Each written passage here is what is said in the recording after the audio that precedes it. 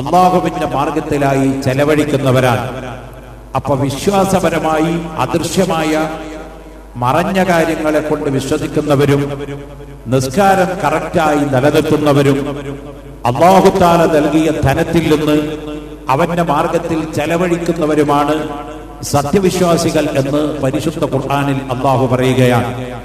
ഈ 3 വിശേഷണങ്ങളാണ് സത്യവിശ്വാസികൾക്ക് അല്ലാഹു തആല സമ്മാനിച്ചിരിക്കുന്നത്. ആ 3 വിശേഷണങ്ങളിൽ ഒരാളിൽ ഒരുമിച്ച് കൂടിയാൽ അവൻ സത്യവിശ്വാസിയാണ്, അവൻ അല്ലാഹു ഇഷ്ടപ്പെട്ട പൊരുത്തപ്പെട്ട അടിമയാണ് എന്ന് നമുക്ക് വിശ്വസിക്കാവുന്നതാണ്. ബഹുമാനമുള്ളവരെ, നമ്മുടെ ഈ മഹത്തായ പരിപാടി തികച്ചും അഹ്ലുസുന്നത്തി വൽ ജമാഅത്തിന്റെ ആശയ ആദർശ പ്രചരണം നടത്തുന്ന ഒരു മതപ്രഭാഷണ വേദിയാണ്. അതുകൊണ്ട് തന്നെ ഈ സാഹചര്യം, ഈ കാലഘട്ടം പരിശുദ്ധ ഇസ്ലാം മതത്തിന് നേരെ വരുന്ന ഒരുപാട് വെല്ലുവിളികൾ, ഒരുപാട് പ്രതിസന്ധികൾ, ഒരുപാട് പ്രയാസങ്ങൾ ലോകത്തിന്റെ നാനാഭാഗത്ത് നോക്കിയാലും മുസ്ലിങ്ങൾ ഓരോ ദിവസം ചെല്ലുംതോറും ചിന്നിച്ചിതറിപ്പോയിക്കൊണ്ടിരിക്കുകയാണ്. ഉദാഹരണം ഞാൻ നിരത്തി വെക്കേണ്ട ആവശ്യമില്ല.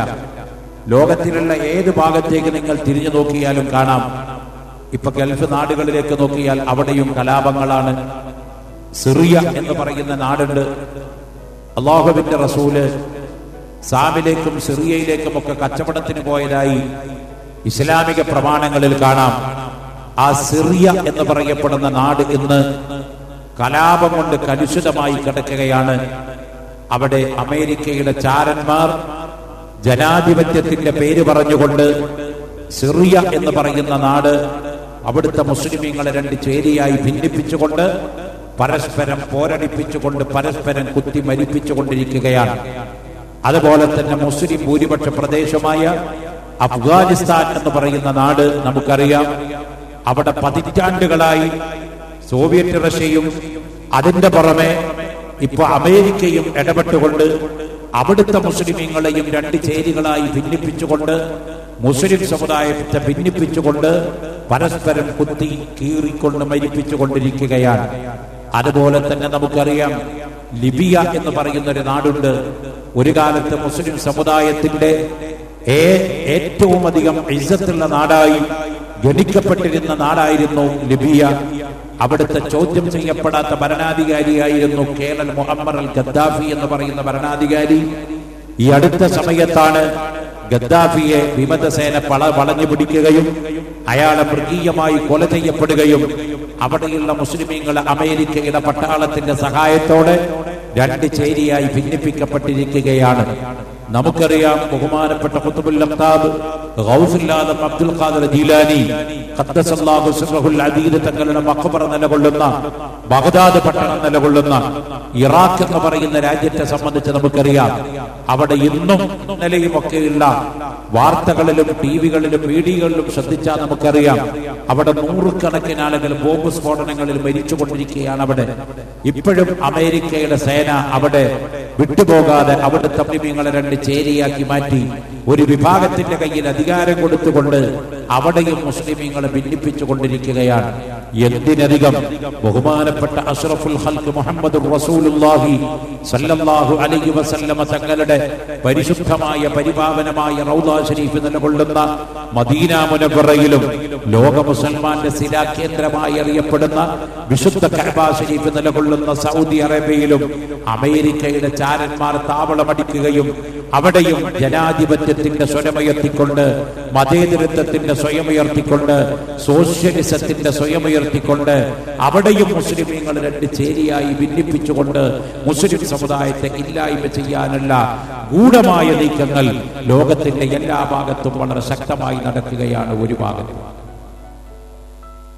വേറെ ഒരു ഭാഗത്ത് ആയുധം കൊണ്ട് ഈ സമുദായത്തെ നിഷ്കാസനം ചെയ്യാൻ സാധ്യമല്ലെന്നറിയാം. അതുകൊണ്ട് ഈ സമുദായത്തെ ആദർശപരമായി തളർത്താനുള്ള ശ്രമം നടത്തിക്കൊണ്ടിരിക്കുകയാണ്.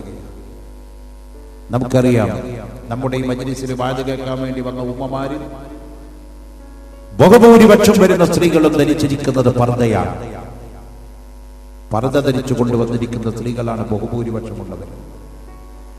പക്ഷേ ആ പർദ്ദ ഇന്ന് ഫ്രഞ്ച്, ഇറ്റലി തുടങ്ങിയ നാടുകളിൽ പർദ്ദ നിരോധിക്കപ്പെട്ടു കഴിഞ്ഞു. പർദ്ദ ധരിച്ചാൽ ഇറ്റലിയിലും ഫ്രഞ്ചിലുമാണെങ്കിൽ 7 വർഷം വരെ ജയിലിൽ കിടക്കാവുന്ന ക്രിമിനൽ ഒഫൻസാണ്, ക്രിമിനൽ കുറ്റമാണ്. നോക്കണം, അമേരിക്കയില് ഈ നിയമത്തിന്റെ ചുവട് പിടിച്ചുകൊണ്ട് പർദ്ദ നിരോധിക്കാനുള്ള നീക്കം നടന്നുകൊണ്ടിരിക്കുകയാണ്. ഒരു ഭാഗത്ത് നമ്മുടെ ചിഹ്നങ്ങളെ ഇല്ലായ്മ ചെയ്യാനുള്ള ശ്രമങ്ങൾ നടത്തിക്കൊണ്ടിരിക്കുന്നു, മറുഭാഗത്ത് നമ്മളെ പരസ്പരം തമ്മിലടിപ്പിച്ചുകൊണ്ട് നമ്മുടെ ശക്തി തകർക്കാൻ വേണ്ടിയുള്ള ശ്രമം ഇസ്ലാമിന്റെ എതിരാളികൾ വളരെ ബുദ്ധിപരമായി നിർവഹിച്ചു കൊണ്ടിരിക്കുകയാണ്. വേറെ ഒരു ഭാഗത്ത് ആദർശത്തിൽ വെള്ളം കലർത്തിക്കൊണ്ട് മുസ്ലിം സമുദായത്തിന്റെ ആദർശത്തെ വികലമാക്കാനുള്ള ശ്രമം നടത്തിക്കൊണ്ടിരിക്കുകയാണ്.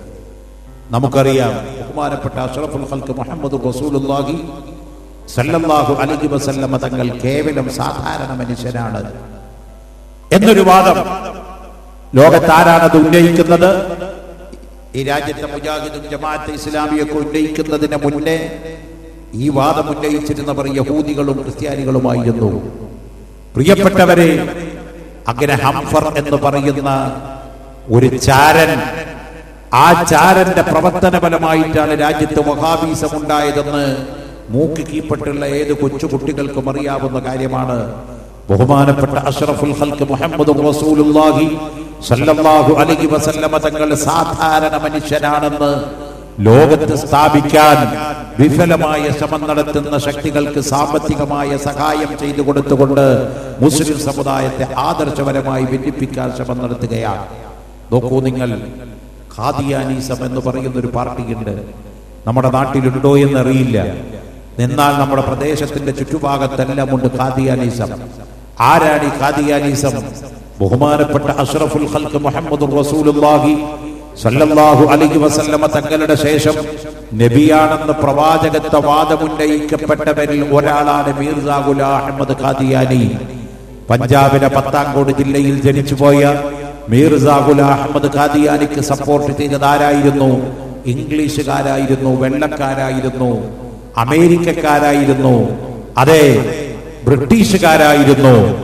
ആ ഖാദിയാനിസത്തെ വളർത്തിയത് ബഹുമാനപ്പെട്ട നബി സല്ലല്ലാഹു അലൈഹി വസല്ലമ തങ്ങൾക്ക് സമാനമായി ഒരു പ്രവാചകനായി ഖാദിയാനിയെ അവതരിപ്പിച്ചു എന്നതിനെ കൂടാതെ ലോകത്തിലെ ഏറ്റവും വലിയ മുഅ്ജിസത്തായ അമാനുഷികതയായ പരിശുദ്ധ ഖുർആനിനെ തകർത്ത് തരിപ്പണമാക്കാൻ 20 ജുസുകളുള്ള കള്ള ഖുർആൻ ഖാദിയാനി ലോകത്ത് മെനഞ്ഞെടുത്തു.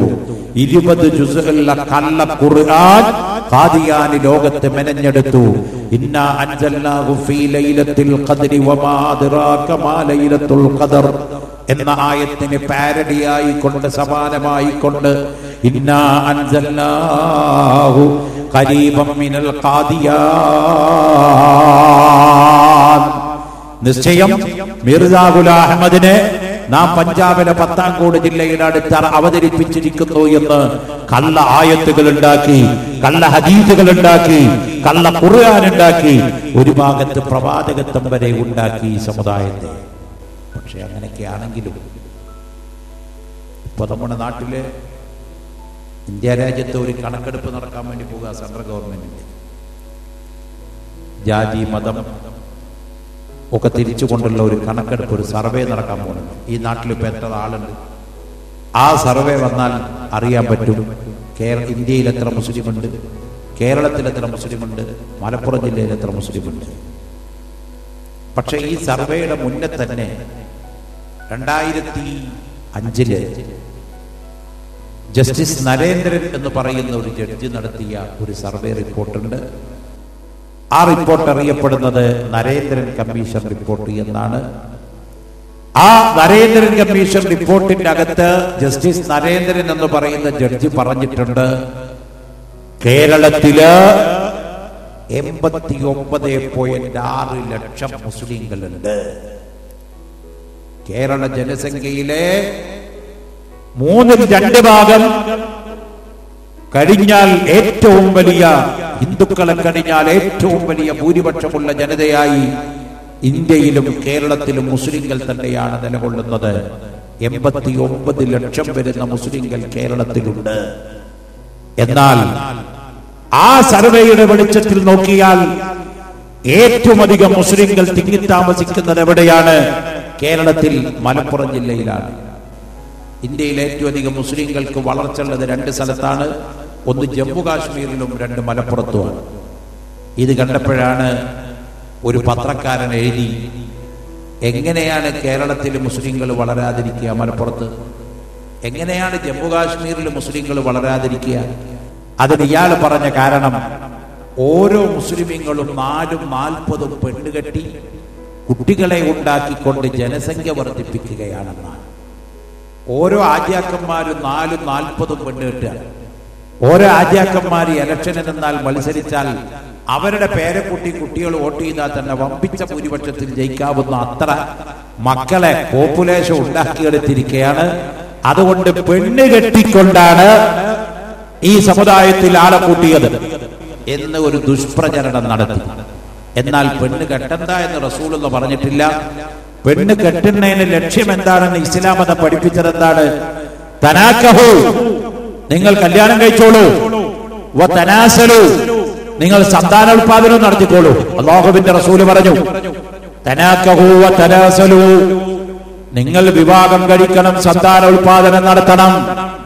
വിവാഹത്തിന്റെ ലക്ഷ്യം എന്താണ്? സന്താനോൽപാദനം തന്നെയാണ്, അല്ലാതെ ലൈംഗിക സുഖം മാത്രമല്ല. പക്ഷെ ഇപ്പോ ഒരു കമ്മീഷൻ റിപ്പോർട്ട് കേരളത്തിലെ ഗവൺമെന്റിന് കൊടുത്തിട്ടുണ്ട്. കമ്മീഷന്റെ പേരൊന്നും ഞാൻ പറയുന്നില്ല. ഞാനും ഒരു കമ്മീഷന്റെ ഒരു മെമ്പർ ജഡ്ജിന്റെ പോസ്റ്റിലിരിക്കുന്ന ഒരാളാണ്, അതുകൊണ്ട് ഞാൻ പേര് പറയുന്നില്ല. ഒരു കമ്മീഷൻ കേരളത്തില് ഒരു വലിയ സുപ്രീം കോടതി ജഡ്ജിയായിരുന്ന മഹത് വ്യക്തിത്വത്തിന്റെ കീഴിൽ പ്രവർത്തിക്കുന്ന ഒരു കമ്മീഷൻ കേരളത്തിൽ ഒരു റിപ്പോർട്ട് കൊടുത്തു. ആ റിപ്പോർട്ടിൽ പറയുന്നത് ഒരാൾക്ക് 2 കുഞ്ഞ് മാത്രമേ പാടുള്ളൂ എന്നാണ്. അതൊന്നുമല്ല മോനൊരു പട്ടമാണ്. ഒരാൾക്ക് 2 കുഞ്ഞ് മാത്രമേ പാടുള്ളൂ എന്നുള്ളതാണ്. അപ്പോൾ ഒരു സ്വാഭാവികമായ ഒരു ചോദ്യമുണ്ടാവും, സയാമീസ് ഇരട്ടകളെ പോലെ ഒരാൾ 4 കുഞ്ഞിനെ പ്രസവിച്ചാൽ എന്ത് ചെയ്യും? 4 കുഞ്ഞിനെ ഒരാൾ പ്രസവിച്ചാൽ എന്ത് ചെയ്യണം? ബാക്കി 2 എണ്ണത്തിനെ തല്ലിക്കൊല്ലേ? 2 കുഞ്ഞേ പാടുള്ളൂ എങ്കിൽ 4 കുഞ്ഞിനെ പ്രസവിച്ച പെണ്ണിന്റെ ആ ദമ്പതിമാരുടെ 2 കുഞ്ഞിനെ തല്ലിക്കൊല്ലണ്ടേ? അതുകൊണ്ട് ആ നിയമം പ്രായോഗികമല്ല. പ്രിയപ്പെട്ട സഹോദരന്മാരെ, അങ്ങനെ ലോകത്തിന്റെ എല്ലാ ഭാഗത്തും ഈ സമുദായത്തെ തകർക്കാനും അതിന്റെ ആശയങ്ങളെ ഇല്ലായ്മ ചെയ്യാനും അതിനെ വികൃതമാക്കാനും അതിനെ വിരൂപമാക്കാനും വളരെ അന്തർദേശീയമായി ആഗോള വ്യാപകമായി കുടില ശക്തികൾ പരിശ്രമിക്കുന്ന സമയത്ത് നമുക്ക് ചെയ്യാനുള്ള ഏറ്റവും വലിയ മാർഗം എന്താണ്? വഅദ് പറയൽ തന്നെയാണ്, വഅദ് പറയിപ്പിക്കൽ തന്നെയാണ്. അതാണ് ഞാൻ പറഞ്ഞു വരുന്നത്. വഅദ്, അതാണ് ഇസ്ലാമിന്റെ ഏറ്റവും വലിയ വിലപ്പെട്ട പ്രവർത്തനം. ഇസ്ലാമിന്റെ ഏറ്റവും വലിയ സേവനം എന്താണ്? വഅദാണ്. കണ്ടില്ലേ നിങ്ങള്? 40 ചാണ്ടോളം വഅദ് പറഞ്ഞോവർ നന്നായി 90 കാലം ഇരുന്നോവർ. 4 പതിറ്റാണ്ടുകാലം വഅദ് പറഞ്ഞോവർ, 4 പതിറ്റാണ്ടുകാലം അല്ലാഹുവിന്റെ ദീനിന് വേണ്ടി വഅദ് പറഞ്ഞ ഔലിയാക്കൾ ഉണ്ടായിട്ടുണ്ട്. അപ്പൊ വഅദ് പറയുക എന്നുള്ളത് അത് കേവലം കാര്യമല്ല, അത് ഇസ്ലാമിക പ്രവർത്തനത്തിന്റെ ഏറ്റവും വലിയ പ്രവർത്തനം വഅദ് തന്നെയാണ്, നസീഹത്ത് തന്നെയാണ്. അതുകൊണ്ട് ഇവിടെ മദ്രസയുടെ 6ാം വാർഷികത്തോടനുബന്ധിച്ചുകൊണ്ട് ഒരു വിപുലമായ മതപ്രഭാഷണ പരമ്പര സംഘടിപ്പിക്കപ്പെട്ടത് ഈ നൂറ്റാണ്ടിൽ ചെയ്യുന്ന ഇസ്ലാമിക പ്രവർത്തനങ്ങളിലെ ഏറ്റവും വലിയ വിലപ്പെട്ട ഇസ്ലാമിക പ്രവർത്തനം തന്നെയാണ്. നിങ്ങൾ കണ്ടോ, ബഹുമാനപ്പെട്ട അഷ്റഫുൽ ഖൽഖ് മുഹമ്മദുർ റസൂലുള്ളാഹി സല്ലല്ലാഹു അലൈഹി വസല്ലമ തങ്ങളോട് ചോദിച്ചു, യാ സഹാബത്ത് ചോദിച്ചു, യാ റസൂലല്ലാഹ്, ഇൽമിന്റെ ശ്രേഷ്ഠത എത്രയാണ്? ഇൽമിന്റെ ശ്രേഷ്ഠത എത്രയാണ്? അല്ലാഹുവിന്റെ റസൂലിന്റെ മറുപടി എന്താണ്? ഒരാൾ രാത്രിയിൽ 1000 റക്അത്ത് മുത്തലഖായ സുന്നത്ത് നിസ്കരിക്കുന്നതും ഒരാൾ രാത്രിയിൽ 1000 റക്അത്ത് മുത്തലഖായ സുന്നത്ത് നിസ്കരിക്കുന്നതും മറ്റൊരാൾ രാത്രിയുടെ 1 മണിക്കൂർ സമയം അല്ലാഹുവിന്റെ ദീനിന് വേണ്ടി ഇൽമ കേൾക്കുന്നതും തമ്മിൽ തുലനം ചെയ്താൽ 1000 റക്അത്ത് മുത്തലക്കായ സുന്നത്ത് നിസ്കരിക്കുന്ന നിസ്കാരക്കാരന്റെ മുത്തലക്കായ സുന്നത്ത് നിസ്കാരത്തേക്കാൾ അല്ലാഹുവിന്റെ അടുത്ത് സ്ഥാനമുള്ളത് 1 മണിക്കൂർ സമയം വഅദ് കേൾക്കുന്നതിനാണ്. കാരണം എന്താണെന്നറിയോ? ആലിമ് കടന്നുറങ്ങുന്നതും ജാഹിൽ ഇബാദത്തെടുക്കുന്നതും തമ്മിൽ ഒന്ന് തുലനം ചെയ്താൽ ആലിമിന്റെ ഉറക്കത്തിനാണ് സ്ഥാനമുള്ളത്, വിവരമില്ലാത്തവന്റെ ഇബാദത്തിനേക്കാൾ. കാരണം ആലിമ് ഉറങ്ങുമ്പോഴും അവൻ ഇബാദത്തിലാണ്, കാരണം അവൻ വിവരമുള്ളവനാണ്. ജാഹിൽ ഇബാദത്തെടുക്കുമ്പോഴും അവൻ ജഹാലത്താണ്, അവൻ വിവരമില്ലാത്തവനാണ്. എന്നാൽ അല്ലാഹുവിനെ ഭയപ്പെടുന്നവരാരാണ്? ഇന്നമാ യഖ്ശല്ലാഹ മിൻ ഇബാദിഹിൽ ഉലമാ. അല്ലാഹുവിനെ ഭയപ്പെടുന്നത് പണ്ഡിതന്മാരാകുന്നു, വിവരമുള്ളവരാകുന്നു. അതുകൊണ്ട് വിവരം നേടുക എന്നുള്ളത് ഇസ്ലാമിക പ്രമാണങ്ങളിൽ ഏറ്റവും വലിയ വിശ്വാസ പ്രമാണങ്ങളിൽ, ഇസ്ലാമിക പ്രവർത്തനങ്ങളിൽ ഏറ്റവും വലിയ പ്രവർത്തനം വിവരമുണ്ടാക്കുക എന്നുള്ളതാണ്.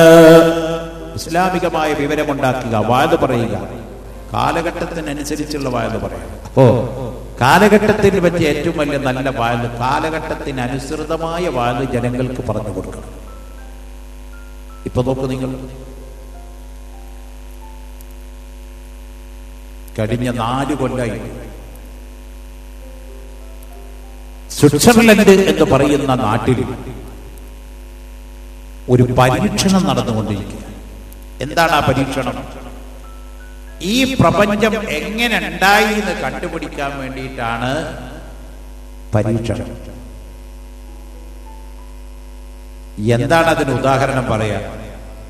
ഒരു ചിരട്ടയിൽ വെള്ളമെടുത്തിട്ട് ഒരു ഉറുമ്പിന് കാണിച്ചു കൊടുത്താൽ ഉറുമ്പിന്റെ കണ്ണില് ഈ ചിരട്ടയിലെ വെള്ളം പസഫിക് സമുദ്രത്തിനേക്കാൾ വലുതാണ്. കാരണം ഉറുമ്പിന് പസഫിക് സമുദ്രം അറിയില്ല. ലോകത്തിൽ വെച്ച് ഏറ്റവും വലിയ സമുദ്രം പസഫിക് സമുദ്രമാണ്, ശാന്ത മഹാസമുദ്രമാണ്. ഉറുമ്പിന് ചിരട്ടയിലെ വെള്ളം കണ്ടാൽ ശാന്ത മഹാസമുദ്രത്തിലെ വെള്ളത്തിനേക്കാൾ വലിയ വെള്ളമായി തോന്നാം. എന്ന പോലെ പ്രപഞ്ചം എന്ന് പറഞ്ഞാൽ എന്താണ് എന്ന് ആദ്യം ഒന്ന് മനസ്സിലാക്കണം ഈ വിവരവും ഇല്ലാത്ത ശാസ്ത്രജ്ഞന്മാര്. ഞാൻ അങ്ങനെ പറയൂ, വിവരം തലക്ക് അല്ല കൊടുക്കാത്ത വർഗത്തിനിട്ട പേരാണ് ശാസ്ത്രജ്ഞൻ. കാരണം തിരുവനന്തപുരത്ത് സെസ് എന്ന് പറഞ്ഞൊരു സാധനമുണ്ട്. ഇത് വിമർശിച്ചാലും വേണ്ടില്ല, ഇതിന്റെ പേരിൽ ഇനി കേസെടുത്താലും വേണ്ടില്ല. ഞാൻ അങ്ങനെയാ പറയുക. തിരുവനന്തപുരത്ത് സെസ് എന്ന് പറഞ്ഞിട്ടൊരു കേന്ദ്രമുണ്ട്, ശാസ്ത്രജ്ഞന്മാരുടെ മർക്കസ. 10-40,000 എണ്ണത്തിന് അവിടെ ചെലവും ശമ്പളവും ടീയൊക്കെ കൊടുത്ത് നമ്മുടെയൊക്കെ നികുതി പണം കൊണ്ട് തടിച്ച് കുമ്പ വെച്ച് നടക്കുന്നുണ്ട് അവിടെ. അവര് നേരം വെളുത്താൽ പ്രവചിക്കും. 48 മണിക്കൂറിന്റെ ഉള്ളിൽ അതിശക്തമായിരിക്കുന്ന കാറ്റടിച്ച് വീശാൻ സാധ്യതയുള്ളത് കൊണ്ട് ഇന്ന് കടലിൽ പോകുന്നവർ കരുതിയിരിക്കുക, ജാഗ്രത. ഇപ്പം പിന്നെ മീൻ പിടിക്കാൻ പോകാൻ പറ്റുമോ? എങ്ങനെ പോകും, എങ്ങനെ പോകാതിരിക്കും? ഒരു സിഫത്ത് അല്ലാഹ് ജായിസ് എന്ന് പറഞ്ഞ പോലെ ഉണ്ടാവാനും ഉണ്ടാവാതിരിക്കാനും ഒരുപോലെ സാധ്യത ഉള്ളതെന്നൊരു മെസ്സേജ് കൊടുത്താൽ ഇവൻ പിന്നെ എങ്ങനെ കടലിൽ പോകുക?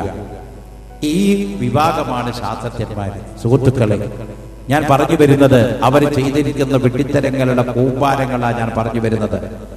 ഈ ശാസ്ത്രജ്ഞന്മാരുടെയൊക്കെ ഉസ്താദുമാരാണ് ഇപ്പോ പ്രപഞ്ചം എങ്ങനെയുണ്ടായി എന്ന് കണ്ടുപിടിക്കാൻ വേണ്ടി പരിശ്രമിക്കുന്നത്. പ്രപഞ്ചം എന്ന് പറഞ്ഞാൽ എന്താണ്? മിനിഞ്ഞാന്നത്തെ പത്രം നിങ്ങൾ വായിച്ചില്ലേ? കണ്ടില്ലേ? 2 കാര്യം. സൗരയൂഥങ്ങൾ എത്ര എണ്ണ നമ്മൾ പഠിച്ചത്, സ്കൂളിൽ പഠിച്ചത്? മോനെ, സൗരയൂഥം എത്തെന്ന് പറഞ്ഞാൽ എത്ര എന്നാ പഠിച്ചത് സ്കൂളിൽ? 9 എന്നാ പഠിച്ചത്. സൗരയൂഥം 9. പക്ഷെ ഇപ്പൊ ചോദിച്ചോക്ക എത്ര? 8. കുറച്ച് ആൾക്കാർ മുഷാവറ കൂടി തീരുമാനിച്ചു അത് 9 എണ്ണം 8 എണ്ണുള്ളൂ, ചുരുക്കി.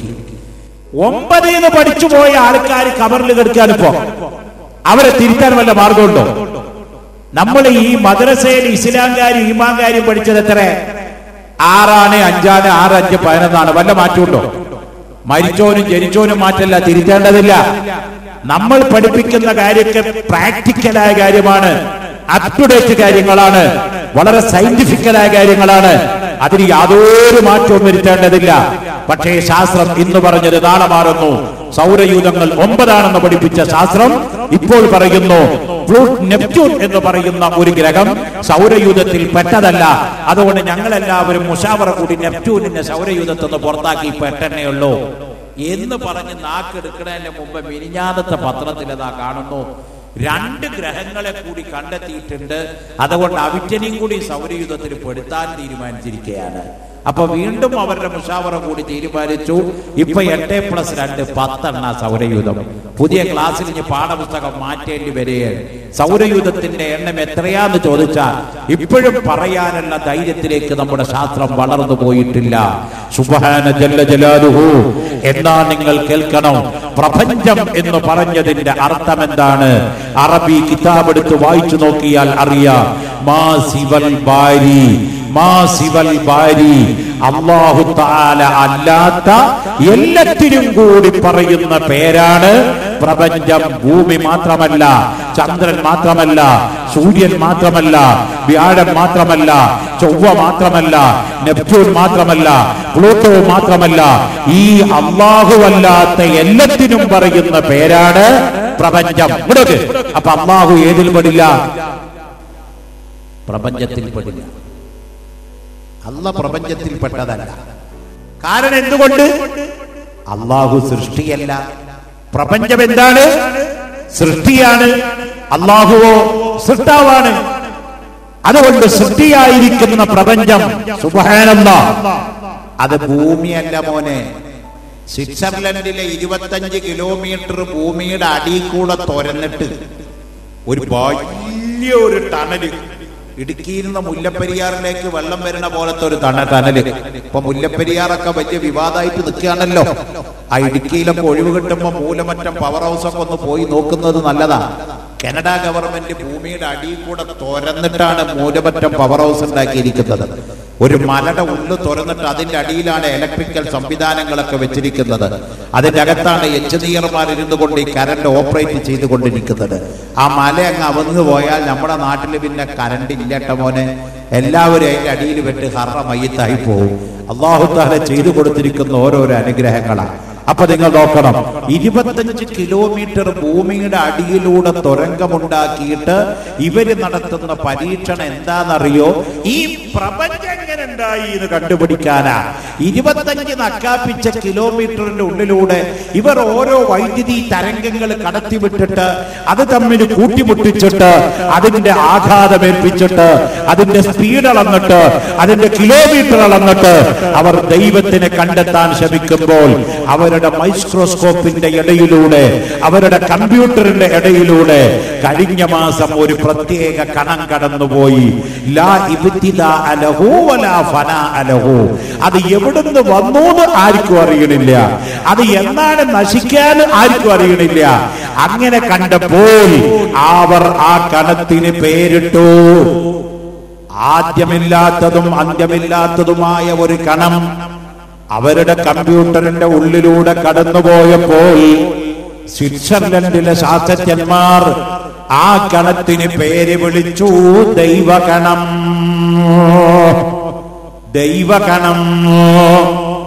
ഇതുവരെ പടച്ചവനില്ല എന്ന് പറഞ്ഞു നടന്നിരുന്നവർ, ഞങ്ങൾ തന്നെയാണ് ദൈവമെന്ന് പറഞ്ഞിരുന്നവര്, സൃഷ്ടാവ് ആവശ്യമില്ല എന്ന് പറഞ്ഞിരുന്നവര് ഇപ്പൊ ദൈവഗണത്തിന്റെ പിറകെ കൂടിയിരിക്കുകയാണ്. അതാണ് അല്ലാഹു തആല ചോദിച്ചത്, അഅൻതും തഖ്ലുഖൂനഹു അം നഹ്നുൽ ഖാലിഖൂൻ. ജനങ്ങളെ, സൃഷ്ടിക്കുന്നവൻ നമ്മളാണോ നിങ്ങളാണോ? അല്ലാഹു ഖുർആനിൽ ചോദിക്കുകയാണ്, ഈ പ്രപഞ്ചത്തെ സൃഷ്ടിച്ചിരിക്കുന്നവൻ നമ്മളാണോ നിങ്ങളാണോ? സൃഷ്ടാവാണ്, സൃഷ്ടാവാണ് അല്ലാഹുവായ തമ്പുരാൻ.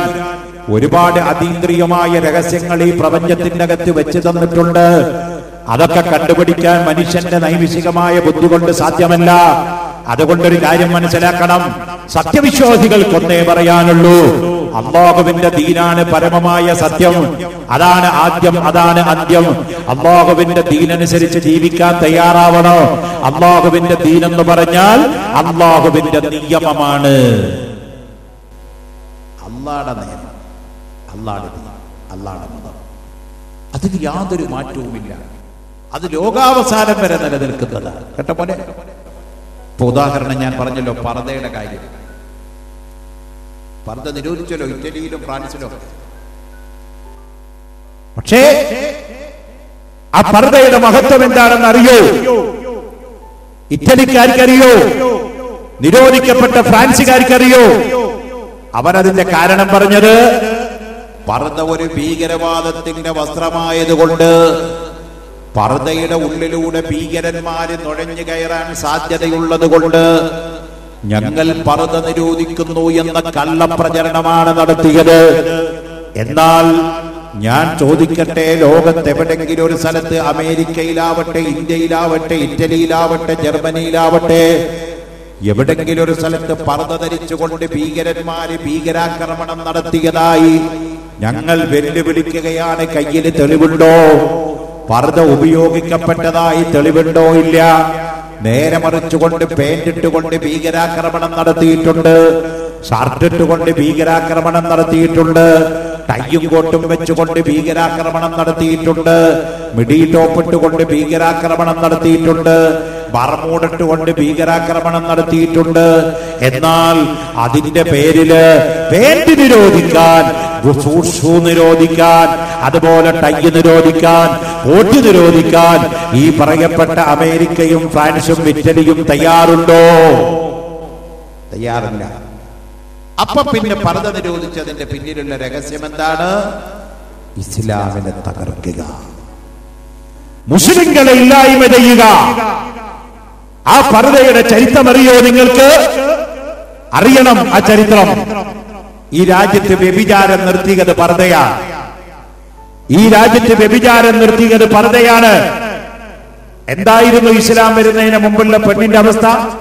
ഇന്നും ചർച്ച ചെയ്ത് കിടക്കുകയല്ലേ. പെണ്ണിന് വേണ്ടി, സ്വാതന്ത്ര്യത്തിന് വേണ്ടി ഇപ്പൊ പാർലമെന്റിൽ ബില്ല് അവതരിപ്പിച്ചു. എത്ര ശതമാനം സംവരണം? 33% അല്ലേ? 100 സീറ്റ് ഉണ്ടെങ്കിൽ അതിൽ 33 സീറ്റ് പെണ്ണിന് കൊടുത്തോളണം എന്നാണ് നിയമം. 33 കിട്ടിയിട്ടുള്ളൂ പാകെ. മോനെ, മല എലിയെ പ്രസവിച്ച പോലെ നമ്മൾ ഉരുട്ടിക്കൊടുന്ന വണ്ടി ഇത്രയേ ഉള്ളൂ, ആകെ 33 ഉള്ളൂ. പാർലമെന്റിൽ ബില്ല് അവതരിപ്പിച്ചു നോക്കുമ്പോ. പക്ഷേ ഇസ്ലാമിന്റെ ബില്ല് എത്രയാണെന്ന് അറിയോ നിങ്ങൾക്ക് പ്രിയപ്പെട്ടവരെ? ഇസ്ലാമിന്റെ ബില്ല് 33%. ഇസ്ലാമിന്റെ ബില്ല് ലോകത്ത് ഒരു മതവും ഒരു പ്രസ്ഥാനവും ലോകത്ത് നൽകപ്പെടാത്ത ഫ്രീഡവും സ്വാതന്ത്ര്യവും പെണ്ണിന് നൽകപ്പെട്ട മതമാണ് ദീനുൽ ഇസ്ലാം. എന്തായിരുന്നു പെണ്ണിന്റെ അവസ്ഥ? ഖുർആൻ പറഞ്ഞല്ലോ, വഇദാ ബുശ്റാഹതുഹും ബിൽ ഉൻസാ ളല്ല വജ്ഹുഹു മുസ്വദ്ദൻ വഹുവ കദീം. പ്രസവിക്കപ്പെട്ടത് പെണ്ണാണെന്നറിഞ്ഞാൽ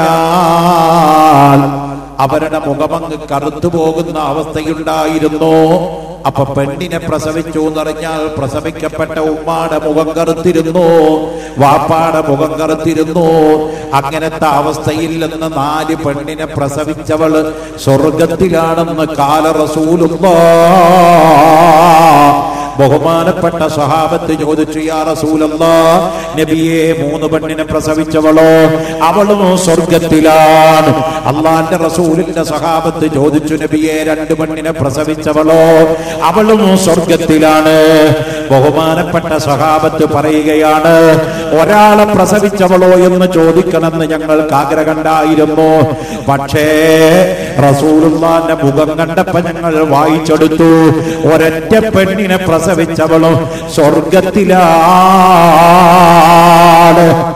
ലോകത്തെ ഏതെങ്കിലും ഒരു മതം, ഏതെങ്കിലും ഒരു പ്രസ്ഥാനം ഇത് ഇംപ്ലിമെന്റ് ചെയ്യാൻ ധൈര്യം കാണിച്ചിട്ടുണ്ടോ? മാത്രമല്ല, ആ പെണ്ണിന് ഏറ്റവും വലിയ സ്ഥാനം നൽകിക്കൊണ്ട് ലോകത്ത് അല്ലാഹുവിന്റെ റസൂല് പറഞ്ഞു, ലോകത്തുള്ള ഔലിയാക്കളാവട്ടെ, അമ്പിയാക്കളാവട്ടെ, എന്തിനധികം സ്വഹാബത്ത് തന്നെയാവട്ടെ, പ്രധാനമന്ത്രിയാവട്ടെ, മുഖ്യമന്ത്രിയാവട്ടെ, ആരാവട്ടെ, ഖബറിൽ കടന്നിട്ട് സ്വർഗത്തിൽ അങ്ങ് കടക്കണോ? മാതാവാകുന്ന പെണ്ണിന്റെ കാലിന്റെ കീഴിലാണ് മക്കൾക്കുള്ള സ്വർഗം കേട്ടോ.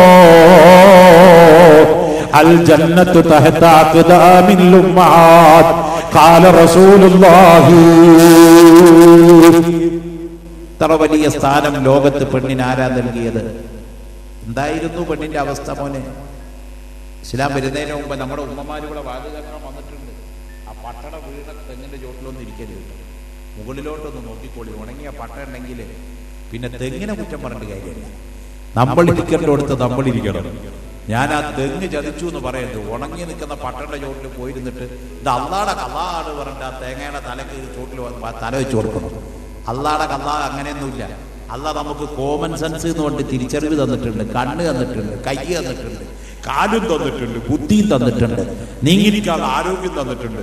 എന്നിട്ടും ഉണങ്ങിയ പട്ടണ ചോട്ടിൽ പോയിരുന്നിട്ട് തലമുരക്ക് വന്നിട്ട് ഇത് അള്ളാടെ കള്ളാ എന്ന് പറയുന്നത് വിവരക്കേടാണ് കേട്ടോ. അങ്ങനെ പറഞ്ഞ് നമ്മൾ സായുജ്യം പാടില്ല.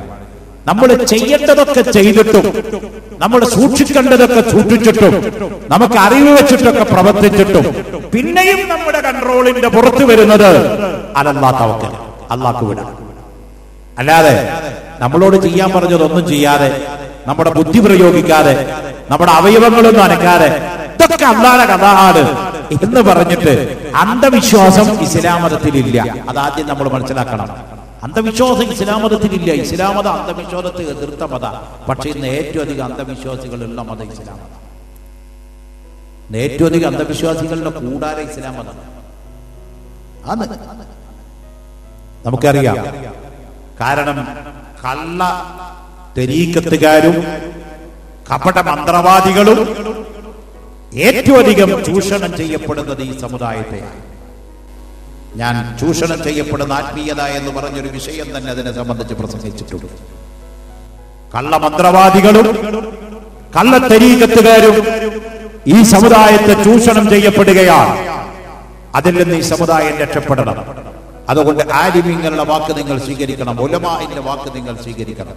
ആവട്ടെ, ഞാൻ പറഞ്ഞു വരുന്നത് ലോകത്ത് പെണ്ണിന് ഇസ്ലാം മതം കൊടുത്ത സ്വാതന്ത്ര്യം ഏതെങ്കിലും മതം നൽകിയിട്ടുണ്ടോ? എന്തായിരുന്നു പെണ്ണിന്റെ അവസ്ഥ? ഇവിടെ ഇന്ത്യ രാജ്യത്ത് പെണ്ണിന്റെ അവസ്ഥ എന്തായിരുന്നു? പുരാണങ്ങളിൽ പെണ്ണിനെ പറ്റി എന്താ പറഞ്ഞത്? ഇതിഹാസങ്ങളിൽ പെണ്ണിനെ പറ്റി എന്താ പറഞ്ഞത്?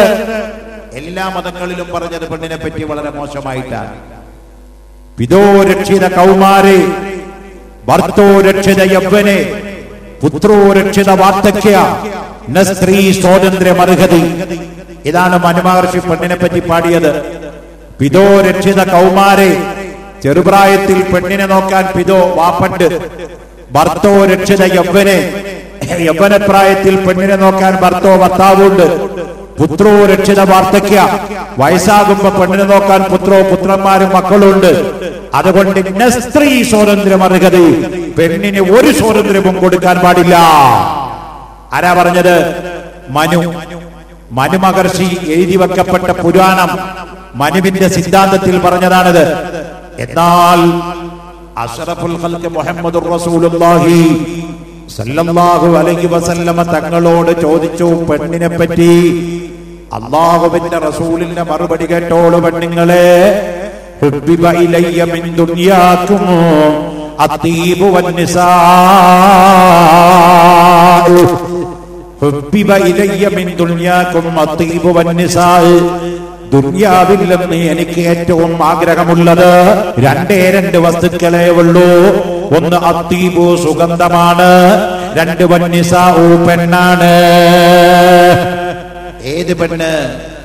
പെണ്ണ് പ്രസവിച്ചു എന്നറിഞ്ഞാൽ മുഖം ചുളിച്ചിരുന്ന അറബികളോട് ജീവനോടെ കൊണ്ടുപോയി പെണ്ണിനെ കുഴിച്ചു മൂടുന്ന ഉമർ ഇബ്നുൽ ഖത്താബിനെ പോലത്തെ ആളുകളുടെ മുഖത്ത് നോക്കിയിട്ട്, 40 പെണ്ണിനെ കുഴിച്ചു മൂടിയിരിക്കുന്ന സഹാബിയുടെ മുഖത്ത് നോക്കിയിട്ട് അള്ളാഹുവിന്റെ റസൂല് പറയാൻ, നിങ്ങൾ ജീവനോടെ കുഴിച്ചു മൂടുന്ന പെണ്ണുണ്ടല്ലോ, പ്രസവിച്ചു എന്ന് കേട്ടാൽ മുഖം ചുളിച്ചു പോകുന്ന പെണ്ണുണ്ടല്ലോ, ആ പെണ്ണ് എന്നിലേക്ക് ഏറ്റവും പ്രിയപ്പെട്ടവളാണ്. എനിക്ക് ഏറ്റവും പ്രിയപ്പെട്ടത് ദുനിയാവെന്ന് രണ്ടെണ്ണേ ഉള്ളൂ. ഒന്ന് അത്തറാണ്, സുഗന്ധ വസ്തുക്കളാണ്. രണ്ട് വന്നിസാഉ പെണ്ണാണെന്ന് ഖാല റസൂലുള്ളാഹി. പറയാൻ ധൈര്യം ഉണ്ടായിരുന്നില്ല. എന്തായിരുന്നു അവസ്ഥ എന്നറിയോ? ഒരു പെണ്ണിന് മെൻസസ് ഉണ്ടായ, അപ്പൊ നമ്മുടെ കൂട്ടത്തിലെ പെണ്ണുങ്ങൾക്കൊക്കെ മെൻസസ് ഉണ്ടാവാറുണ്ട്. പിരീഡ്, മാസക്കുളി എന്നൊക്കെ പറയും മലയാളത്തിൽ. ബഹുമാനപ്പെട്ട ബീവി ആയിഷ റളിയല്ലാഹു അൻഹയുടെ ചരിത്രം പരിശോധിച്ച് നോക്കിയാൽ അല്ലാഹുവിന്റെ റസൂൽ ആയിഷ ബീവിനെ കല്യാണം കഴിക്കുന്നത് എത്രാമത്തെ വയസ്സിലാണ്? 7ാമത്തെ വയസ്സ്. ആയിഷ ബീവിയോടുകൂടെ റസൂലുള്ള ഭാര്യ ഭർത്തൃ ബന്ധം തുടങ്ങുന്നത് എപ്പോഴാണ്? 9ാമത്തെ വയസ്സ്. അത് പറയുമ്പോ അവിടെ ഒന്ന് വിശദീകരിക്കേണ്ടതുണ്ട്. കാരണം ഇതൊക്കെ പറഞ്ഞിട്ടാണ് യുക്തിവാദികള് അല്ലാഹുവിന്റെ റസൂലിനെ പറ്റി വളരെ മോശമായി ചിത്രീകരിക്കുന്നത്. അവർ പറയുന്നത് 7 വയസ്സുള്ള ഒരു പാവം പിടിച്ച 8 പൊട്ടും തിരിയാത്ത പെൺകുട്ടിയെ കല്യാണം കഴിച്ച ആളാ മുഹമ്മദ്. 9 വയസ്സ് എന്നൊക്കെ പറഞ്ഞ ഒരു കുട്ടിയുടെ പ്രായമാണോ ഒന്ന്? 9 വയസ്സിലൊക്കെ പെണ്ണ് കെട്ടാൻ പാടുണ്ടോ? അതുകൊണ്ട് 9 വയസ്സുള്ള ഒരു കുട്ടിയെ ലൈംഗികമായി ചൂഷണം ചെയ്യപ്പെട്ട ഒരു കാമവെറിയനായിരുന്നു മുഹമ്മദ് നബി എന്ന് അവരുടെ പുസ്തകങ്ങളിൽ എഴുതി വെച്ചു. ഇവിടെ മുസ്ലിങ്ങളായ നമ്മളൊന്ന് മനസ്സിലാക്കണം. 7 വയസ്സിൽ അല്ലാഹുവിന്റെ റസൂൽ ആയിഷ ബീവിനെ കല്യാണം കഴിച്ചു, ശരിയാണ്. 9ാമത്തെ വയസ്സിലാണ് ആയിഷ ബീവിയോട് കൂടെ റസൂലുള്ള വീട്ടിൽ കൂടുന്നത്, അതും ശരിയാണ്. അത് രണ്ടും അവിടെ നിൽക്കട്ടെ. അതിന് മുമ്പ് ഒരു ഭൗതിക ഉദാഹരണം നിങ്ങളുടെ ശ്രദ്ധയിലേക്ക് ഞാൻ കൊണ്ടുവരികയാണ്. ഇന്ത്യയിലെ പരമോന്നത നീതിപീഠമായ സുപ്രീം കോടതി ഇപ്പോൾ അടുത്ത് വിവാഹത്തിന്റെ പ്രായം പറഞ്ഞെടുത്തുകൊണ്ടൊരു വിധി പ്രഖ്യാപിക്കുകയുണ്ടായി. സുപ്രീം കോടതി വിധി. ആ വിധിയിൽ പറഞ്ഞതെന്താണ്? പെണ്ണിന് 18 വയസ്സ് പൂർത്തിയായാൽ ഇഷ്ടമുള്ള പുരുഷന്റെ കൂടെ വിവാഹം കഴിക്കാനുള്ള അനുമതി ഇന്ത്യയുടെ ഭരണഘടനയിൽ വകവെച്ചു കൊടുത്തിരിക്കുകയാണ്. പണ്ട് അത് 21 വയസ്സായിരുന്നു. 21 വയസ്സാവണം ആണായാലും പെണ്ണായാലും വിവാഹം കഴിക്കാമെന്നുള്ള പ്രായപരിധി സുപ്രീം കോടതി ചുരുക്കുകയാണ് ചെയ്തത്, കൂട്ടിയല്ല ചെയ്തത്. 18 വയസ്സ് പൂർത്തിയായ ഏത് പെണ്ണിനും ഇപ്പോ ഇഷ്ടമുള്ള പുരുഷനെ സ്വീകരിച്ചുകൊണ്ട് വിവാഹം കഴിക്കാൻ ഇന്ത്യയിലെ പരമോന്നത നീതിപീഠമായ ബഹുമാനപ്പെട്ട സുപ്രീം കോടതി വിധി പറഞ്ഞിരിക്കുന്നു. ആ വിധിയുടെ ജഡ്ജ്മെന്റിൽ ഒന്ന് വായിച്ചു നോക്കണം. നിങ്ങൾക്ക് ഇംഗ്ലീഷ് അറിയുമെങ്കിൽ. ഇംഗ്ലീഷ് അറിയില്ലെങ്കിൽ വിവരമില്ലെങ്കിൽ വിവരമുള്ളവരോട് ചോദിച്ചു പഠിക്കണം. അതാണ് വിവരം. ഇംഗ്ലീഷ് അറിയില്ലെങ്കിൽ അറിയുന്ന മക്കളെ കൊണ്ടുവന്ന ആ ജഡ്ജ്മെന്റിന്റെ കോപ്പി ഇന്റർനെറ്റ് നോക്കിയാൽ നിങ്ങൾക്ക് കിട്ടും. ആ ജഡ്ജ്മെന്റിൽ പറഞ്ഞിരിക്കുന്നത് എന്താണെന്നറിയോ? വിവാഹത്തിന്റെ മാനദണ്ഡം പ്രായമല്ല. വിവാഹത്തിന്റെ മാനദണ്ഡം പ്രായമല്ല. വിവാഹത്തിന്റെ മാനദണ്ഡം അത് പക്വതയാകുന്നു. എക്കാപ്പറമ്പിലെ വാത് കേൾക്കുന്ന പ്രിയപ്പെട്ട ഉമ്മമാരുടെ കൽവിൽ തറക്കണമത്. വിവാഹത്തിന്റെ മാനദണ്ഡം പ്രായമല്ല. വിവാഹത്തിന്റെ മാനദണ്ഡം പക്വതയാണ്. ബഹുമാനപ്പെട്ട ആയിഷ ബീവിനെ റസൂലുള്ള കല്യാണം കഴിക്കുമ്പോ പക്വത വന്നിട്ടില്ല, 7 വയസ്സാണ്. 2 കൊല്ലം റസൂലുള്ള ഒരു ചെറിയ റെസ്റ്റ് കൊടുത്തത് എന്തിനാണ്? ആയിഷ ബീവിക്കൊന്ന് പക്വത വരാൻ. 9 വയസ്സാകുമ്പോ ആയിഷ ബീവിക്ക് നല്ല പക്വതയുണ്ടായി. ആയിഷ ബീവി റസൂലുള്ളാന്റെ കൂടെ എത്ര കാലം ജീവിച്ചു എന്നറിയോ? ആയിഷ ബീവിക്ക് 17 വയസ്സുള്ളപ്പോ അല്ലാഹുവിന്റെ റസൂല് മരണപ്പെട്ടു പോയല്ലോ. അപ്പൊ നോക്ക്, 9 വയസ്സ് മുതൽ 17 വയസ്സായപ്പോ അല്ലാഹുവിന്റെ റസൂല് മരണപ്പെട്ടു പോയല്ലോ. അതിന്റെ ഇടയിൽ ആയിഷ ബീവി നേടിയ വിദ്യാഭ്യാസത്തിന്റെ കഥ കേൾക്കുമ്പോഴാണ് ആയിഷ ആരാണ്, സുബ്ഹാനല്ലാഹി ജലാലുഹു, ആ മഹദി ആരാണെന്ന് മനസ്സിലാകുകയുള്ളൂ. 2500 ഹദീസ്, അതിന്റെ സനദടക്കം ലോകത്ത് റിപ്പോർട്ട് ചെയ്ത ലോകം കണ്ട പണ്ഡിതകളിൽ ഏറ്റവും വലിയ പണ്ഡിത ആയിഷ ബീവിയാണ് കേട്ടോ. ലോകം കണ്ട പണ്ഡിതകളിൽ ഏറ്റവും വലിയ പണ്ഡിത ആയിഷ ബീവിയാണ്. ഒന്നല്ല രണ്ടല്ല, 2500 ഹദീസ്, അല്ലാഹുവിന്റെ റസൂലിന്റെ വാക്കുകൊണ്ട് ഉദ്ധരിക്കപ്പെട്ട ഹദീസുകള്, അല്ലാഹുവിന്റെ റസൂലിന്റെ ജീവിതത്തിന്റെ ചര്യകള്, അല്ലാഹുവിന്റെ റസൂലിന്റെ ജീവിതത്തിന്റെ വിവിധ ഏടുകള്, അത് ലോകത്ത് 2500 റിപ്പോർട്ട് ചെയ്ത് റെക്കോർഡിട്ട വനിതയാണ് ആയിഷ. ആ ആയിഷാനെ ചൂണ്ടിക്കൊണ്ടാണ് റസൂലുള്ള പറഞ്ഞത്, ഇവള് പണ്ഡിതയാണ്, ആയിഷ പണ്ഡിതയാണ്, ആയിഷ പണ്ഡിതയാണ്, ആയിഷ പണ്ഡിതയാണ്, ആയിഷ പണ്ഡിതയാണ്. ഖാല റസൂലുള്ളാഹി. അപ്പൊ നിങ്ങൾ മനസ്സിലാക്കണം, സുപ്രീം കോടതി ഇപ്പൊ കീഴ്പ്പെട്ട് ഇറങ്ങി വരിക ചെയ്തു. നമ്മളിപ്പോഴും പറയണു വിവാഹത്തിന്റെ പ്രായം പാടില്ല. ബഹുമാനപ്പെട്ട സുപ്രീം കോടതി ഒന്നും കൂടി ആ വിധി പുനഃപരിശോധിക്കണം എന്നാണ് ഞാൻ പറയുന്നത്. അങ്ങനെ പുനഃപരിശോധിക്കാൻ തയ്യാറാവുകയാണെങ്കിൽ വിവാഹത്തിന് പക്വതയാണ് വേണ്ടത് എന്ന തിരിച്ചറിവുണ്ടായാൽ ലോകം അംഗീകരിക്കും. ബഹുമാനപ്പെട്ട അഷ്റഫുൽ ഖൽഖ് മുഹമ്മദ് മുസ്തഫ സല്ലല്ലാഹു അലൈഹി വസല്ലമ തങ്ങള് 7 വയസ്സിൽ ആയിഷ ബീവിയെ നിക്കാഹ് ചെയ്തത്, 9ാമത്തെ വയസ്സിൽ ആയിഷയോടുകൂടി ദാമ്പത്യ ജീവിതത്തിലേക്ക് കടന്നത് തെറ്റല്ല. പ്രവാചകൻ ചെയ്തതാണ് ലോകത്തിന് അഭികാമ്യമെന്ന് ലോകം എഴുതപ്പെടുന്ന ദിവസം വരാൻ പോകുകയാണ്. പ്രിയപ്പെട്ടവരെ, ഇതൊക്കെ ആധുനികത്വത്തിന്റെ വെളിച്ചത്തിൽ നമ്മൾ ലോകത്തേക്ക് പറഞ്ഞ് പ്രചരിപ്പിക്കണം. ഒറ്റയടിക്കത് കേൾക്കുമ്പോൾ ഈ ഭൗതികവാദികളും യുക്തിവാദികളും നിരീശ്വരവാദികളും ഈ മാതിരി കഥകൾ എടുത്തുകൊണ്ടുകൊണ്ടിരും. പണ്ടോ മുഹമ്മദ് നബി എന്തൊരു കാമഭ്രാന്തന, 9 വയസ്സുള്ള പെണ്ണിനൊക്കെ കെട്ടിയത്, ഇതാണോ നിങ്ങളുടെ നബി എന്ന് ചോദിക്കുമ്പോ അവരോട് പറഞ്ഞു കൊടുക്കണം നമ്മള്, അല്ലാഹുവിന്റെ റസൂൽ കാമഭ്രാന്തനായിരുന്നുവോ? ആയിഷ ബീവി എന്ന് പറയട്ടെ. ആയിഷ ബീവി റസൂലുള്ളാഹിനെ പ്രേമിച്ച പ്രേമത്രയാ. ആയിഷ ബീവിക്ക് പല്ല് തേക്കാൻ ബ്രഷ് വേറില്ല. ആയിഷ ബീവിയുടെ ബ്രഷ് ഏതാ? റസൂലുള്ളാഹിന്റെ ബ്രഷ്. അല്ലാഹുവിന്റെ റസൂല് പല്ല് തേക്കുന്ന ബ്രഷ് എടുത്തുകൊണ്ട് എന്നും വായിലിട്ട് പല്ല് തേക്കുന്ന പ്രിയപ്പെട്ട ബീവി ആയിഷത്ത് സിദ്ദീഖ. നമ്മുടെ ഭാര്യ ഭർത്താക്കന്മാർക്കൊന്ന് ധൈര്യമുണ്ടോ അങ്ങനെ ഒന്ന് തേക്കാൻ? ഭാര്യയൊക്കെ തന്നെയാണ് ശരിയാ, ഭർത്താവൊക്കെ തന്നെയാ ശരിയാ. അബദ്ധത്തിൽ മാറിയിട്ട് ഭാര്യയുടെ ബ്രഷ് എടുത്ത് ഭർത്താവ് ഒന്ന് തേച്ചാൽ, അബദ്ധത്തിൽ മാറിയിട്ട് ഭർത്താവിന്റെ ബ്രഷ് എടുത്ത് വായലൊന്ന് വാരിട്ടാൽ ഇങ്ങോട്ടൊക്കെ വായ പിന്നെ കഴുകി സോപ്പിട്ട് കേൾക്കാൻ തോന്നും അല്ലേ? അബദ്ധത്തിൽ മാറിയിട്ടൊന്ന് ചെയ്തു പോയാൽ, മനഃപൂർവ്വം ചെയ്യില്ല. അപ്പൊ പിന്നെ ആ ഒറ്റ കാര്യം മതി, ചിലപ്പോ തലാഖന്നെ പോയി കിട്ടും. ഭാര്യയുടെ ബ്രഷ് എടുത്തിട്ട് ഭർത്താവ് തേച്ച, അല്ലെങ്കിൽ ഭർത്താവിന്റെ ബ്രഷ് എടുത്ത് ഭാര്യ തേച്ച, അത്രയധികം നമ്മൾ ചുണ്ടുപിടിപ്പിക്കും. എന്നാൽ ആയിഷ ബീവിക്ക് അതല്ലായിരുന്നു. അതാണല്ലോ ആയിഷ ബീവി പറഞ്ഞത്, ഇല്ലാ ബൈതൻ അൻത സാകിനുഹു ലൈസ മുഹ്താജൻ ഇലാ സുറുജി. വല്ല വീട്ടിലും അങ്ങ് ഉണ്ടെങ്കിൽ അവിടെ വെളിച്ചമോ വേണ്ട തണിയേ. അല്ലാഹുവിന്റെ റസൂൽ ഒരു വീട്ടിൽ കിടന്നാൽ അവിടെ ലൈറ്റ് വേണ്ട എന്ന് പറയുന്നത് ആരാണ്? ബീവി ആയിഷത്തു സിദ്ദീഖ. അല്ലാഹുവിന്റെ റസൂലിന്റെ മദ്ഹ് പറഞ്ഞുകൊണ്ട് ആയിഷ ബീവി പറയാണ്, മരിക്കുന്നത് വരെ ഒരൊറ്റ പ്രാവശ്യം പോലും അല്ലാഹുവിന്റെ റസൂലിന്റെ ഔറത്ത് നോക്കി കണ്ടിട്ടില്ല കേട്ടോ. റസൂലുള്ള വഫാത്താകുന്നത് ആയിഷ ബീവിയുടെ മടിയിൽ തലവെച്ച് കിടന്നിട്ടാണ്. കൊച്ചു കുട്ടികൾക്ക് വരെ അറിയാവുന്ന ചരിത്രമാണ്. 17 വയസ്സുള്ള കാണാൻ സുന്ദരിയായ മെലിഞ്ഞ ശരീരമുള്ള നല്ല വെളുത്ത കളറുള്ള സുന്ദരിയായ പെണ്ണാണ് ആയിഷ. അബൂബക്കർ സിദ്ദീഖ് റളിയല്ലാഹു അൻഹുവിന്റെ പ്രിയപ്പെട്ട മോളാണ് ആയിഷ.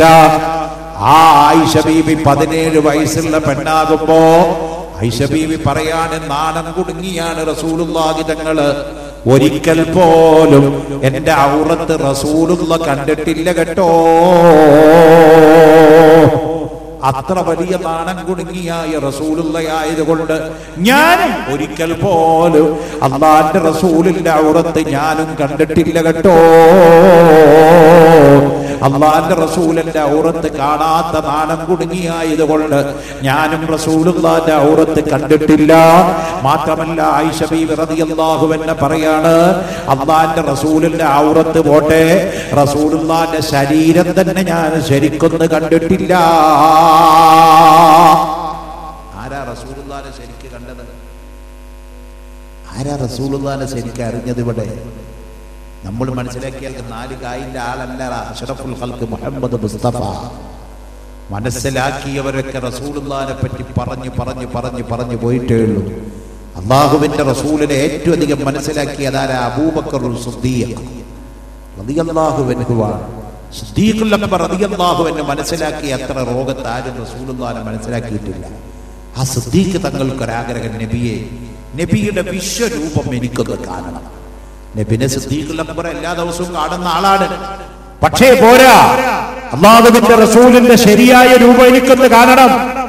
അല്ലാഹുവിന്റെ റസൂലിന്റെ വിശ്വരൂപം ഒന്ന് കാണണം. സിദ്ദീഖുൽ അക്ബറിന് ആഗ്രഹം തോന്നി. അല്ലാഹുവിന്റെ റസൂലിന്റെ വിശ്വരൂപം കാണണം എന്ന് പറഞ്ഞപ്പോ സിദ്ദീഖുൽ അക്ബർ റളിയല്ലാഹു അൻഹു പറഞ്ഞു, അത് പള്ളിയിൽ വെച്ച് പറ്റൂല. അതുകൊണ്ട് അബുൽ ഖുബൈസ് മലയുടെ മറുഭാഗത്തേക്ക് കടന്നു വരൂ അബൂബക്കറെ. അബുൽ ഖുബൈസ് മലയുടെ മറുഭാഗത്തേക്ക് അങ്ങ് കടന്നു വന്നപ്പോൾ അല്ലാഹുവിന്റെ റസൂൽ സിദ്ദീഖിനോട് കണ്ണടക്കാൻ പറഞ്ഞു. സിദ്ദീഖുൽ അക്ബർ റളിയല്ലാഹു അൻഹു കണ്ണടച്ചു. അല്ലാഹുവിന്റെ റസൂൽ സിദ്ദീഖിനോട് കണ്ണ് തുറക്കാൻ പറഞ്ഞു. ആ സമയത്ത് സിദ്ദീഖുൽ അക്ബർ റളിയല്ലാഹു അൻഹു കണ്ണങ്ങ് തുറന്നപ്പോൾ പ്രപഞ്ചം ഭൂമി ഒട്ടാകെ റസൂലുള്ള നിറഞ്ഞു നിൽക്കുന്നു. ആകാശം മുതൽ ഭൂമി മുതൽ റസൂലുള്ള നിറഞ്ഞു നിൽക്കുന്നു.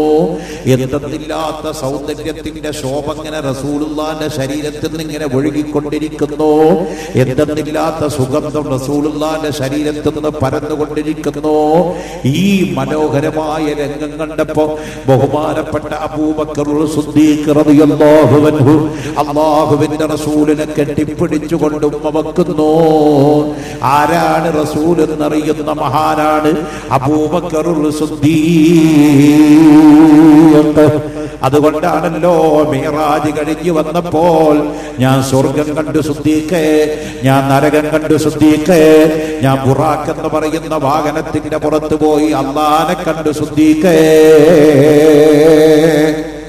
ലോകത്തൊരു ചരാചരവും കടന്നു ചെല്ലാത്ത അല്ലാഹന്റെ സന്നിധിയിൽ പോയി അല്ലാഹനെയും കണ്ടു, സ്വർഗം കണ്ടു, നരകം കണ്ടു, സിദ്റത്തുൽ മുന്തഖയും കണ്ടു, ലൗഹുൽ മഹ്ഫൂദും കണ്ടു, അർശും കണ്ടു, കുർസും കണ്ടു, ലോഹും കണ്ടു, കലമും കണ്ടു, എല്ലാം കണ്ടു. ഞാനിതാ ഇപ്പൊ ഭൂമിയിൽ തിരിച്ചെത്തിയിരിക്കുന്നു എന്ന് പറഞ്ഞപ്പോ ബഹുമാനപ്പെട്ട സഹാബത്തിന്റെ കൂട്ടത്തിൽ ചിലർ കൺഫ്യൂഷൻ വന്നു. ചില സഹാബത്ത് പറഞ്ഞു പോയി റസൂലുള്ള സ്വപ്നം കണ്ടതാണോ? പക്ഷേ അബൂബക്കർ സിദ്ദീഖ് റളിയല്ലാഹു അൻഹു പറഞ്ഞു, അല്ലാഹുവിന്റെ റസൂലേ, അങ്ങ് പറഞ്ഞത് ഞാൻ വാസ്തവമാക്കിയിരിക്കുന്നു, അങ്ങ് പറഞ്ഞത് സത്യമാകുന്നു, ഞാൻ സമ്മതിച്ചിരിക്കുന്നു കേട്ടോ. അങ്ങനെ അല്ലാഹുവിന്റെ റസൂലിനെ മനസ്സിലാക്കിയ അബൂബക്കർ സിദ്ദീഖ്. അതുകൊണ്ടാണ് 7 വയസ്സുള്ള മോളെ അല്ലാഹുവിന്റെ റസൂലിനെ കല്യാണം കഴിച്ചു കൊടുക്കണമെന്ന് പറഞ്ഞപ്പോ ഒരു സ്വാഭാവികമായ ഒരു വാപ്പ തയ്യാറാകുമോ, ഒരു ഉമ്മ തയ്യാറാകുമോ? ഇനി കയ്യും നീട്ടിക്കൊണ്ട് സന്തോഷത്തോടെ സ്വീകരിച്ചുകൊണ്ട് അല്ലാഹുവിന്റെ റസൂലിന് തന്റെ പ്രിയപ്പെട്ട മകളെ കല്യാണം കഴിച്ചു കൊടുക്കുന്ന അബൂബക്കർ സിദ്ദീഖ്. അതാണ് റസൂലുള്ള പറഞ്ഞത്, അവ്വലു മൻ ആമന ബി അബൂബക്കർ, അവ്വലു മൻ സദ്ദഖനി അബൂബക്കർ, അവ്വലു മൻ സവ്വജനി അബൂബക്കർ, അബൂബക്കറുൻ ഫിൽ ജന്നah. എന്നെ കൊണ്ട് ആദ്യം വിശ്വസിച്ചാൽ അബൂബക്കറാണ്, എന്നെ കൊണ്ട് ആദ്യം വിശ്വസിച്ചാൽ അബൂബക്കറാണ്, എന്നെ കൊണ്ട് ആദ്യം വാസ്തവപ്പെടുത്തിയാളും അബൂബക്കറാണ്, എന്നെ കൊണ്ട് ആദ്യം സ്വർഗത്തിൽ കടക്കുന്ന ആളും അബൂബക്കറാണ്. അബൂബക്കർ സ്വർഗത്തിൽ കടന്നിട്ടല്ലാതെ നിങ്ങളും ഒരാളും സ്വർഗത്തിൽ കടക്കുകയില്ല. ഖാല റസൂലുള്ളാഹി. തറധികം ബഹുമാന അബൂബക്കർ സിദ്ദീഖ് റളിയല്ലാഹു അൻഹുവിനോട് ഉണ്ടായിരുന്നു. അപ്പൊ 7ാമത്തെ വയസ്സില് ആയിഷ ബീവിനെ റസൂലുള്ള നിക്കാഹ് ചെയ്തു എന്നുള്ളത് ഒരു വിവാദമല്ല. 9ാമത്തെ വയസ്സിൽ ആയിഷ ബീവി റളിയല്ലാഹു അൻഹയോട് റസൂലുള്ള വീട്ടിൽ കൂടി. കണ്ടോ, ഞാനിപ്പോ 31 കൊല്ലമായി വയസ്സ് തുടങ്ങിയിട്ട്, 1-2 അല്ല, 31 കൊല്ലം. ഈ 31 കൊല്ലത്തിന്റെ ഇടയ്ക്ക് ഞാൻ ചെല്ലുന്നിടത്തൊക്കെ കാണാറുള്ളത് പെണ്ണുങ്ങൾക്ക് ഒരു സൗകര്യം ഉണ്ടാവില്ല. പ്രത്യേക സൗകര്യം എന്ന് പറഞ്ഞാൽ മഫ്ഹൂമ മുഖാലഫയാണ് അർത്ഥം, ഒന്നുമില്ല എന്നർത്ഥം. നമ്മളൊക്കെ മാന്യന്മാരായി ജെന്റിൽമാൻമാരായി ആണുങ്ങൾ കസേരയുടെ മുകളിൽ കാലൊക്കെ കയറ്റി നല്ല 1ാം നമ്പർ കസേരയിലും സോഫയിലൊക്കെ ഇരിക്കും. പെണ്ണുങ്ങൾക്ക് പ്രത്യേക സൗകര്യം എന്ന് പറഞ്ഞാൽ നിലത്തിരുന്നോളാൻ, തറയിൽ. അങ്ങനെ ആയി പോകരുത്. ആണിനെയും പെണ്ണിനെയും തുല്യമായിട്ടല്ല ഇസ്ലാം മതം ട്രീറ്റ് ചെയ്തത്. പെണ്ണിന് കുറച്ചുകൂടി സ്ഥാനം കൂടുതൽ കൊടുത്തിട്ടാ. അല്ലാഹുവിന്റെ റസൂലിനോട് ചോദിച്ചല്ലോ, ഈ ലോകത്ത് നബിയെ എനിക്ക് ഏറ്റവും അധികം ബാധ്യതയുള്ള ആരോടാണ്? അല്ലാഹുവിന്റെ റസൂലിന്റെ മറുപടി ഉമ്മുക്ക, നിന്റെ ഉമ്മോടാണ്. ആ സഹാബി ചോദിച്ചു, നബിയെ പിന്നാരോടാണ്? ഉമ്മുക്ക, നിന്റെ ഉമ്മോടെന്നോടോ. ആ സഹാബി വീണ്ടും ചോദിച്ചു, നബിയെ പിന്നാരോടാണ്? ഉമ്മുക്ക, നിന്റെ ഉമ്മോടെന്നോടോ. 4ാമത് ആ സഹാബി വീണ്ടും ചോദിച്ചു, നബിയെ പിന്നെ ആരോടാണ്? നിന്റെ പിതാവിനോടാണെന്ന് ഖാല റസൂലുള്ളാഹി. കണ്ട, 1 2 3 3 സ്ഥാനം പെണ്ണിനാണുള്ളത്. പക്ഷേ നമ്മൾ അവരെ കൊണ്ടുപോയിട്ട് കണ്ട കാട്ടിലും മുണ്ടാമണ്ടിയിലും കുറ്റിക്കാട്ടിലൊന്നും ഇരുത്തണ്ടെന്ന് വെച്ചിട്ട് ഞാൻ എവിടെ വാതിന് ചെല്ലുമ്പോഴും പറയാറുണ്ട്, വാതിന്റെ തൊട്ടടുത്തന്നെ ഒരു ഹിജാബ്, ഒരു മറ കൊടുക്കുക. മറ ഉണ്ടെങ്കിൽ സ്ത്രീകൾക്ക് ഇരിക്കാമല്ലോ. ഇത്ര ഡിസ്റ്റൻസ് കീപ്പ് ചെയ്യണമെന്നൊന്നുമില്ലല്ലോ. നമുക്ക് ഐത്തല്ലാത്ത മതാണല്ലോ. പെണ്ണുങ്ങളുമായിട്ട് 110 അടി ഇപ്പുറത്തെ നിൽക്കാൻ പാടുള്ളൂ, 42 അടി അപ്പുറത്ത് പെണ്ണുമായിട്ട് ആരേറ്റെടുക്കണം? പുരുഷൻ ഏറ്റെടുക്കണം. പെണ്ണിന്റെ സുരക്ഷിതത്വം ആരേറ്റെടുക്കണം? പുരുഷൻ ഏറ്റെടുക്കണം. പെണ്ണിന്റെ താമസം ആരേറ്റെടുക്കണം? പുരുഷൻ ഏറ്റെടുക്കണം. പെണ്ണിന്റെ വസ്ത്രം ആരേറ്റെടുക്കണം? പുരുഷൻ ഏറ്റെടുക്കണം. ഇതിന്റെയൊക്കെ പുറമെ ഭക്ഷണം, താമസം, ചികിത്സ, സുരക്ഷിതത്വം, പാർപ്പിടം, ഇതെല്ലാത്തിന്റെയും പുറമെ ആണിന്റെ സ്വത്തിന്റെ പകുതി സ്വത്ത് പെണ്ണിന് കൊടുക്കും പാടും. അപ്പൊ എത്രയെന്ന് കൂട്ടിയൊക്കെ ഒരു കടലാസ് എടുത്തൊന്ന് കൂട്ടിയൊക്കെ. ചികിത്സാ ചെലവ് ഫുള്ള് ഭർത്താവ്, വസ്ത്രം ഫുള്ള് ഭർത്താവ്, വീട് ഫുള്ള് ഭർത്താവ്, കുട്ടികളുടെ ചെലവ് ഫുള്ള് ഭർത്താവ്, പ്രൊട്ടക്ഷൻ സുരക്ഷിതത്വം ഫുള്ള് ഭർത്താവ്. ഇതിന്റെ ഒക്കെ പുറമെ എല്ലാന്റെ നേരെ പകുതി പെണ്ണിനും കൊടുത്തോളണം. ഇത് ലോകത്ത് ഇസ്ലാമതല്ലാതെ വേറെ ഏത് മതാ പറഞ്ഞത്? ഇതിന്റെയും പുറമെ ഒരു പെണ്ണിന് ഇസ്ലാമതം കൊടുത്ത റൈറ്റ്, അവകാശം ലോകത്ത് ഒരു മതവും നൽകാത്ത അവകാശമാണ്. വെല്ലുവിളിയോടെ തന്നെ പറയാം, ഇന്നാണ് പലരും ലൈംഗിക സമത്വത്തിന് വേണ്ടി മുറവിളി കൂട്ടുന്നത്. ഇന്ന് പലരും ലൈംഗിക സമത്വത്തിന് വേണ്ടി മുറവിളി കൂട്ടുക. ആണും പെണ്ണും തുല്യരാണ്, ആണും പെണ്ണും ഒന്നാണ്, ആണും പെണ്ണും ഒന്നാണ്, സിന്ദാബാദ് വിളിച്ചുകൊണ്ടിരിക്കുക. അവരോട് ഞങ്ങൾക്ക് പറയാനുള്ളത്, ആണാണ്, പെണ്ണ് പെണ്ണാണ്. ആണും പെണ്ണും ഒന്നല്ല മക്കളെ. ആണും പെണ്ണും ഒന്നാണെങ്കിൽ പിന്നെ എന്തിനാ രണ്ടെണ്ണം അവിടെ ഉണ്ടാക്കിയത്? എല്ലാരും ഒരേ കോലത്തിൽ തന്നെ ആയ പോരെ. ആണും പെണ്ണും ഇപ്പൊ എല്ലാരും പറയാറുണ്ട്, ആണിനും പെണ്ണിനും തുല്യ പരിഗണന, ആണിനും പെണ്ണിനും തുല്യ സ്വാതന്ത്ര്യം കൊടുക്കണം. എന്നാ പിന്നെ ഈ ചില സ്ഥലത്ത് എന്തിനാ പെണ്ണുങ്ങൾക്ക് പ്രത്യേക കക്കൂസ്, ആണുങ്ങൾക്ക് പ്രത്യേക കക്കൂസ്? രണ്ടൂട്ടരും ഒരു കക്കൂസ് എടുത്ത് കൂടിയാ പോലെ. റെയിൽവേ സ്റ്റേഷനിൽ ചെന്ന് എഴുതി വെച്ചിരിക്കുന്നു, ഇത് പെണ്ണുങ്ങൾക്ക് ladies only, gents only. KSRTC bus സ്റ്റാൻഡിൽ എഴുതി വെച്ചിരിക്കുന്നു, ലേഡീസ് ഓൺലി, ജെന്റ്സ് ഓൺലി. ആണും പെണ്ണും തുല്യാണെന്ന് പറയണ, ആണിനും പെണ്ണിനും പ്രത്യേക പരിഗണന വേണ്ട, രണ്ടൂട്ടരും തുല്യരാണെന്ന് പറയുന്നിടത്ത് ഈ കക്കൂസ് എന്തിനാ രണ്ടൂട്ടർക്കും വ്യത്യാസം? പരസ്പരം അങ്ങോട്ടും ഇങ്ങോട്ടും തിരിഞ്ഞിരുന്ന് മൂത്രമൊഴിക്കും കക്കൂസും ഒക്കെ ആയിക്കൂടെ? അതുകൊണ്ട് ആണും പെണ്ണും തുല്യമാണെന്ന വാദം അടിസ്ഥാനരഹിതമാണ്, നിരർത്ഥകമാണ്, വിവരദോഷമാണ്, വിഡ്ഢിത്തരമാണ്. അതുകൊണ്ടാണ് ഖുർആൻ പറഞ്ഞത് ആണും പെണ്ണും തുല്യല്ല. ആണെന്നെ, പെണ്ണ് പെണ്ണെന്നെ. പക്ഷെ പെണ്ണിന്റെ സ്ഥാനം പെണ്ണിനുണ്ട്, ആണിന്റെ സ്ഥാനം ആണിനുണ്ട്. ആണും പെണ്ണും തുല്യാണോ? ആണിനെ കൊണ്ട് ചെയ്യാൻ പറ്റുന്നത് പെണ്ണിനെ കൊണ്ട് പറ്റുമോ? പെണ്ണിനെ കൊണ്ട് ചെയ്യാൻ പറ്റുന്നത് ആണിനെ കൊണ്ട് പറ്റുമോ? പറ്റില്ല.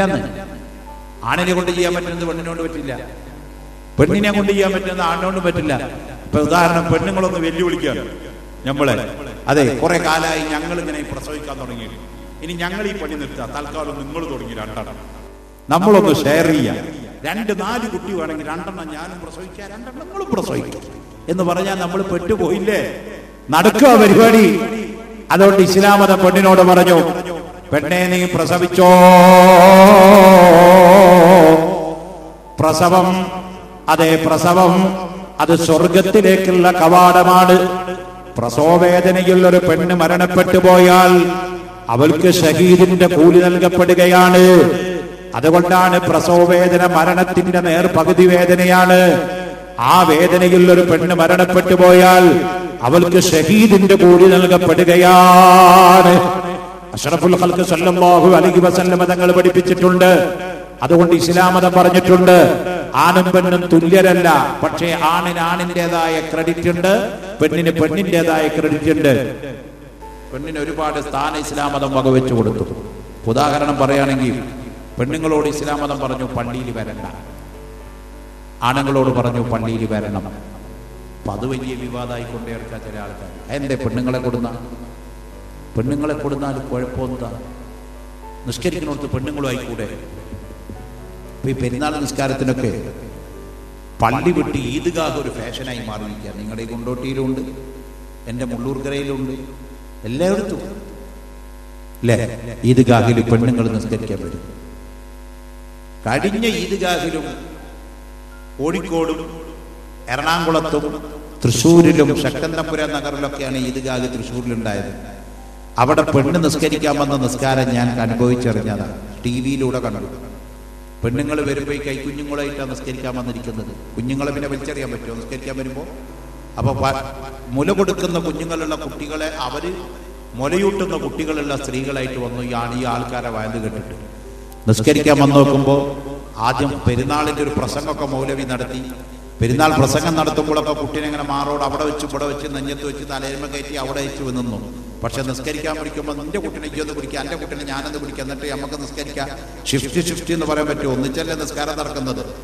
അപ്പോൾ മുല കൊടുക്കുന്ന കുട്ടിയിലുള്ള ആളുകളൊക്കെ കുട്ടികളെ നിലത്താക്കി നിസ്കരിക്കാൻ അങ്ങോട്ട് നിന്നപ്പോൾ കുട്ടികൾ ഈ മയ്യത്ത് നിസ്കാരം പോലെയാണല്ലോ പെരുന്നാൾ നിസ്കാരം. ഏകദേശം സുക്കൂൻ സുജൂദ് ഒഴിച്ചു നിർത്തിയ ബാക്കിയൊക്കെ കയ്യും കാലും ഇങ്ങനെ അനക്കലിങ്ങനെ കിടക്കടക്ക അല്ലാഹു അക്ബർ പറഞ്ഞ് ഇങ്ങനെ കൈ ഇങ്ങനെ അനക്കുമ്പോൾ എല്ലാവരും ഒരേ സമയത്ത് കൈ അനക്കുന്നത് ഈ കുട്ടികൾ പേടിച്ചു. കാരണം കുട്ടി വിചാരിച്ചു കുട്ടിനെ തല്ലാനാണ്.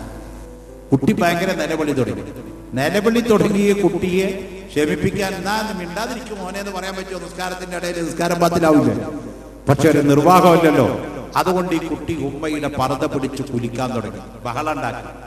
അവസാനം സുജൂദിലേക്ക്, ഒന്നാമത്തെ റക്അത്തിലേക്ക് സുജൂദിന് പോയപ്പോ ഗതിയില്ലാതെ ഒരു പെമ്പറന്നോട് കുട്ടിനെ എടുത്തിട്ടാണ് റുകൂഇന്ന് സുജൂദിന്ന് എഴുതാലേക്ക് പോകുന്നത്. ഒരു കയ്യിൽ കുട്ടിയാണ്.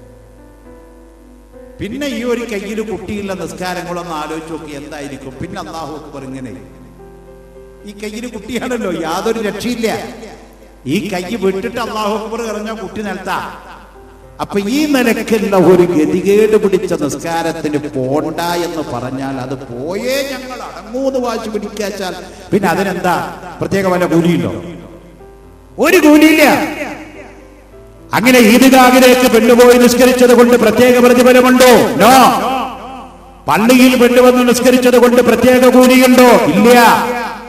ജുമാക്ക് പെണ്ണുവന്നുകൊണ്ട് പ്രത്യേക കൂലിയുണ്ടോ? ഇല്ല. കൂലിയില്ല എന്ന് മാത്രമല്ല, വരണ്ടാന്നാ പറഞ്ഞത്. നിങ്ങൾ വീട്ടിൽ നിസ്കരിച്ചോ.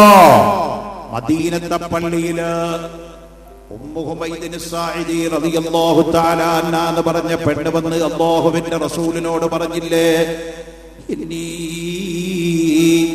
ഉഹിബ്ബു സ്വലാത്ത മഅക യാ റസൂലല്ലാഹ്.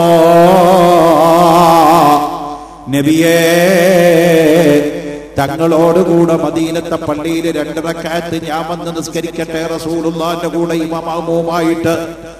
ആരാണ് ആ പള്ളിയിൽ ഇമാമുമാകുന്നത്? ഉമർ ഇബ്നുൽ ഖത്താബ് റളിയല്ലാഹു അൻഹു മഅ്മൂമാണ്. ബഹുമാനപ്പെട്ട അബൂബക്കർ സിദ്ദീഖ് റളിയല്ലാഹു അൻഹു മഅ്മൂമാണ്. ബഹുമാനപ്പെട്ട ഉസ്മാൻ ഇബ്നു അഫ്ഫാൻ റളിയല്ലാഹു അൻഹു മഅ്മൂമാണ്. ബഹുമാനപ്പെട്ട ഇമാമുൽ ആദം അലി ഇബ്നു അബീ ത്വാലിബ് റളിയല്ലാഹു അൻഹു മഅ്മൂമാണ്. ബഹുമാനപ്പെട്ട അബ്ദുറഹ്മാൻ ഇബ്നു ഔഫ് റളിയല്ലാഹു അൻഹു മഅ്മൂമാണ്. 10,000 ലക്ഷത്തോളം വരുന്ന സ്വഹാബത്ത് മഅ്മൂമായി നിസ്കരിക്കുന്ന മദീനത്തെ പള്ളിയില് ആഗ്രഹം കൽബിൽ പുതിയാണ് നബിയേ, ജീവിതത്തിൽ ഒരൊറ്റ വട്ടം 2 റക്അത്ത് നിസ്കാരത്തിന് ഞാൻ മദീനത്തെ പള്ളിയിലൊന്ന് വന്നോട്ടെ. ആയുഷ്കാലം മുഴുവൻ വരാനല്ല, റസൂലുള്ളാഹിന്റെ പിന്നിൽ മഅ്മൂമത്തായി നിസ്കരിച്ച കൂലി കിട്ടാനാണെന്ന് പറഞ്ഞപ്പോൾ ആ പെണ്ണിനെ വിളിച്ച് റസൂലുള്ള പറഞ്ഞ മറുപടി എന്താ? വേണ്ട ഉമ്മു ഹുമൈദേ,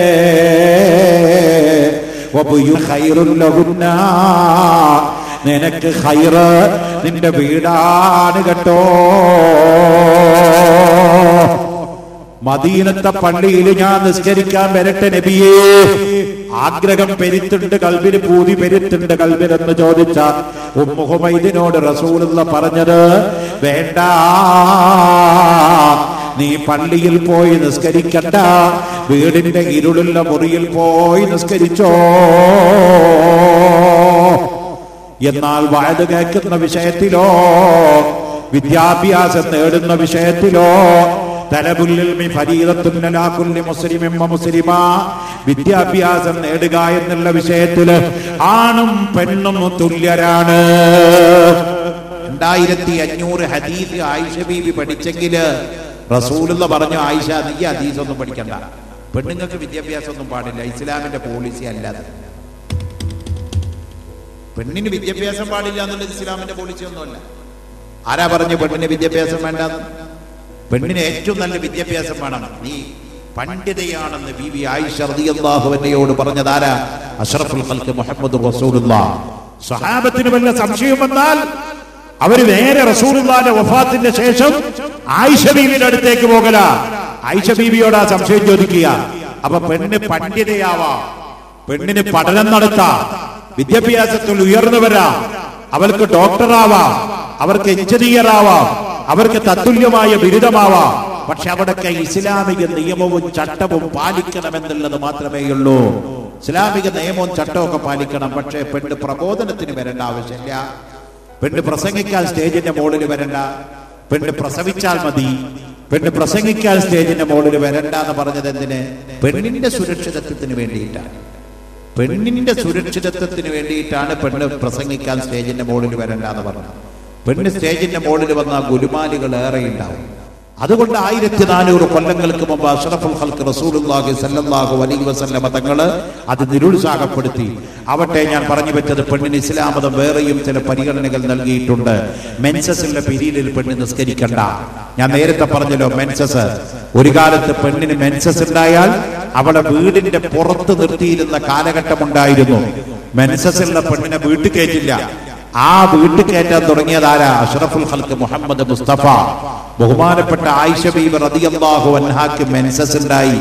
കല്യാണം കഴിഞ്ഞിട്ട് ആദ്യമായിട്ട് റസൂലുള്ളാഹിന്റെ കൂടെ താമസിക്കുമ്പോൾ ആയിഷ ബീവിക്ക് ആദ്യം പിരീഡ് ഉണ്ടായി, മെൻസസ് ഉണ്ടായി, മാസക്കുളി ഉണ്ടായി. ആയിഷ ബീവിക്ക് പേടി. മെൻസസ് ഉള്ള സമയത്ത് ഭർത്താവിന്റെ അടുത്ത് പോകാൻ പാടുണ്ടോ? മെൻസസ് ഉള്ള സമയത്ത് ഭർത്താവിന് ഭക്ഷണം ഉണ്ടാക്കി കൊടുക്കാൻ പാടുണ്ടോ? മെൻസസ് ഉള്ള സമയത്ത് ഭർത്താവിന്റെ കൂടെ കിടക്കാൻ പാടുണ്ടോ? ആയിഷ ബീബി റസൂലുള്ളാഹിനെ കാണുമ്പോൾ അങ്ങനെ വിറക്കുക, എലി വിറക്കുന്ന പോലെ. ആയിഷ ബീബി റസൂലുള്ളാഹിനെ കാണുമ്പോൾ അങ്ങനെ മാറി മാറി മാറി മാറി വേച്ചു പോകുക. അള്ളാന്റെ റസൂൽ വിളിച്ചു, ആയിഷ തആൽ, എന്തിനാ നീ മാറിപ്പോകുന്നത്? ആയിഷ ബീബി റളിയല്ലാഹു അൻഹ പറഞ്ഞു, നബിയേ, ഈ സമയത്ത് അങ്ങേ എനിക്ക് കാണാൻ പാടില്ല, തൊടാൻ പാടില്ല, ഞാൻ ഉണ്ടാക്കുന്ന ഭക്ഷണം കഴിക്കാൻ പാടില്ല, അങ്ങയുടെ കൂടെ വിരിപ്പിൽ കിടക്കാൻ പാടില്ല, ഉറങ്ങാൻ പാടില്ല. അള്ളാഹുവിന്റെ റസൂല് പറഞ്ഞു പോയി, എന്താണ് കുഴപ്പം പറ. ആയിഷ ബീവി റളിയല്ലാഹു അൻഹ പറയാണ്, ഞാൻ മെൻസസിലുള്ള പെണ്ണാണ് നബിയേ, ഞാൻ പിരീഡുള്ളവളാണ്, ഹൈദുള്ളവളാണ്, മാസക്കുളിയുള്ളവളാണ്. അള്ളാഹുവിന്റെ റസൂലിന്റെ മറുപടി, നീ വീട് മാറണ്ട, നീ കിടപ്പറ വിടണ്ട.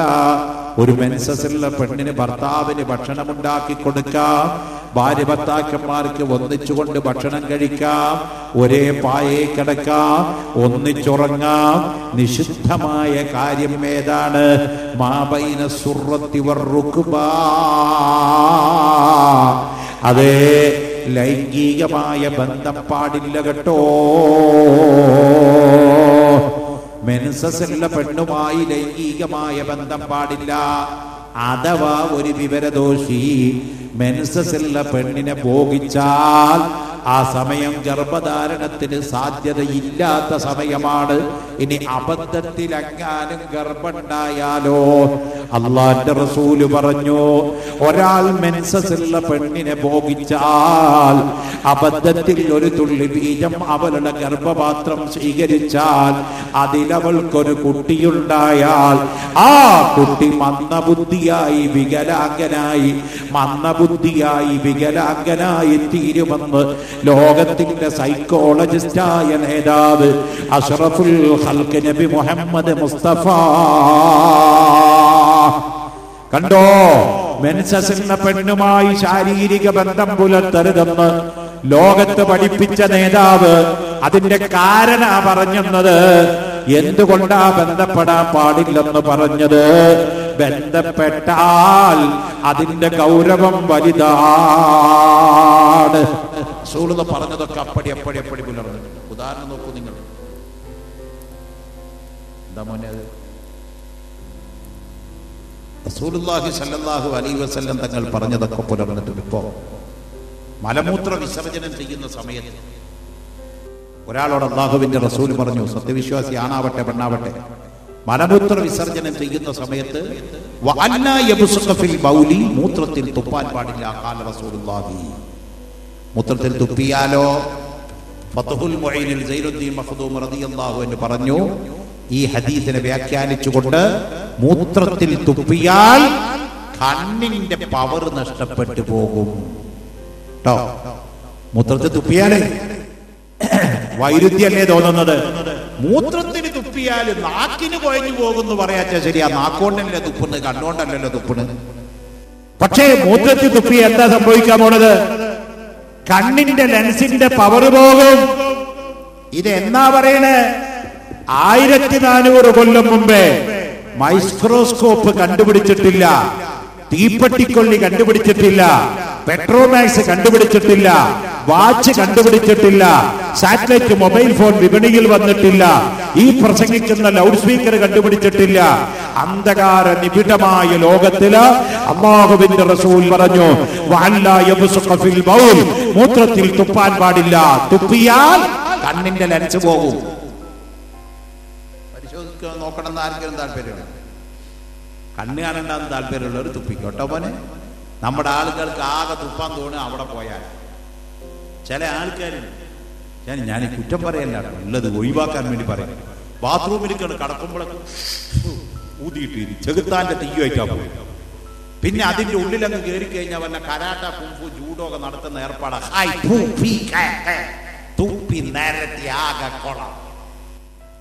അങ്ങനെ കുറെ ആൾക്കാർ.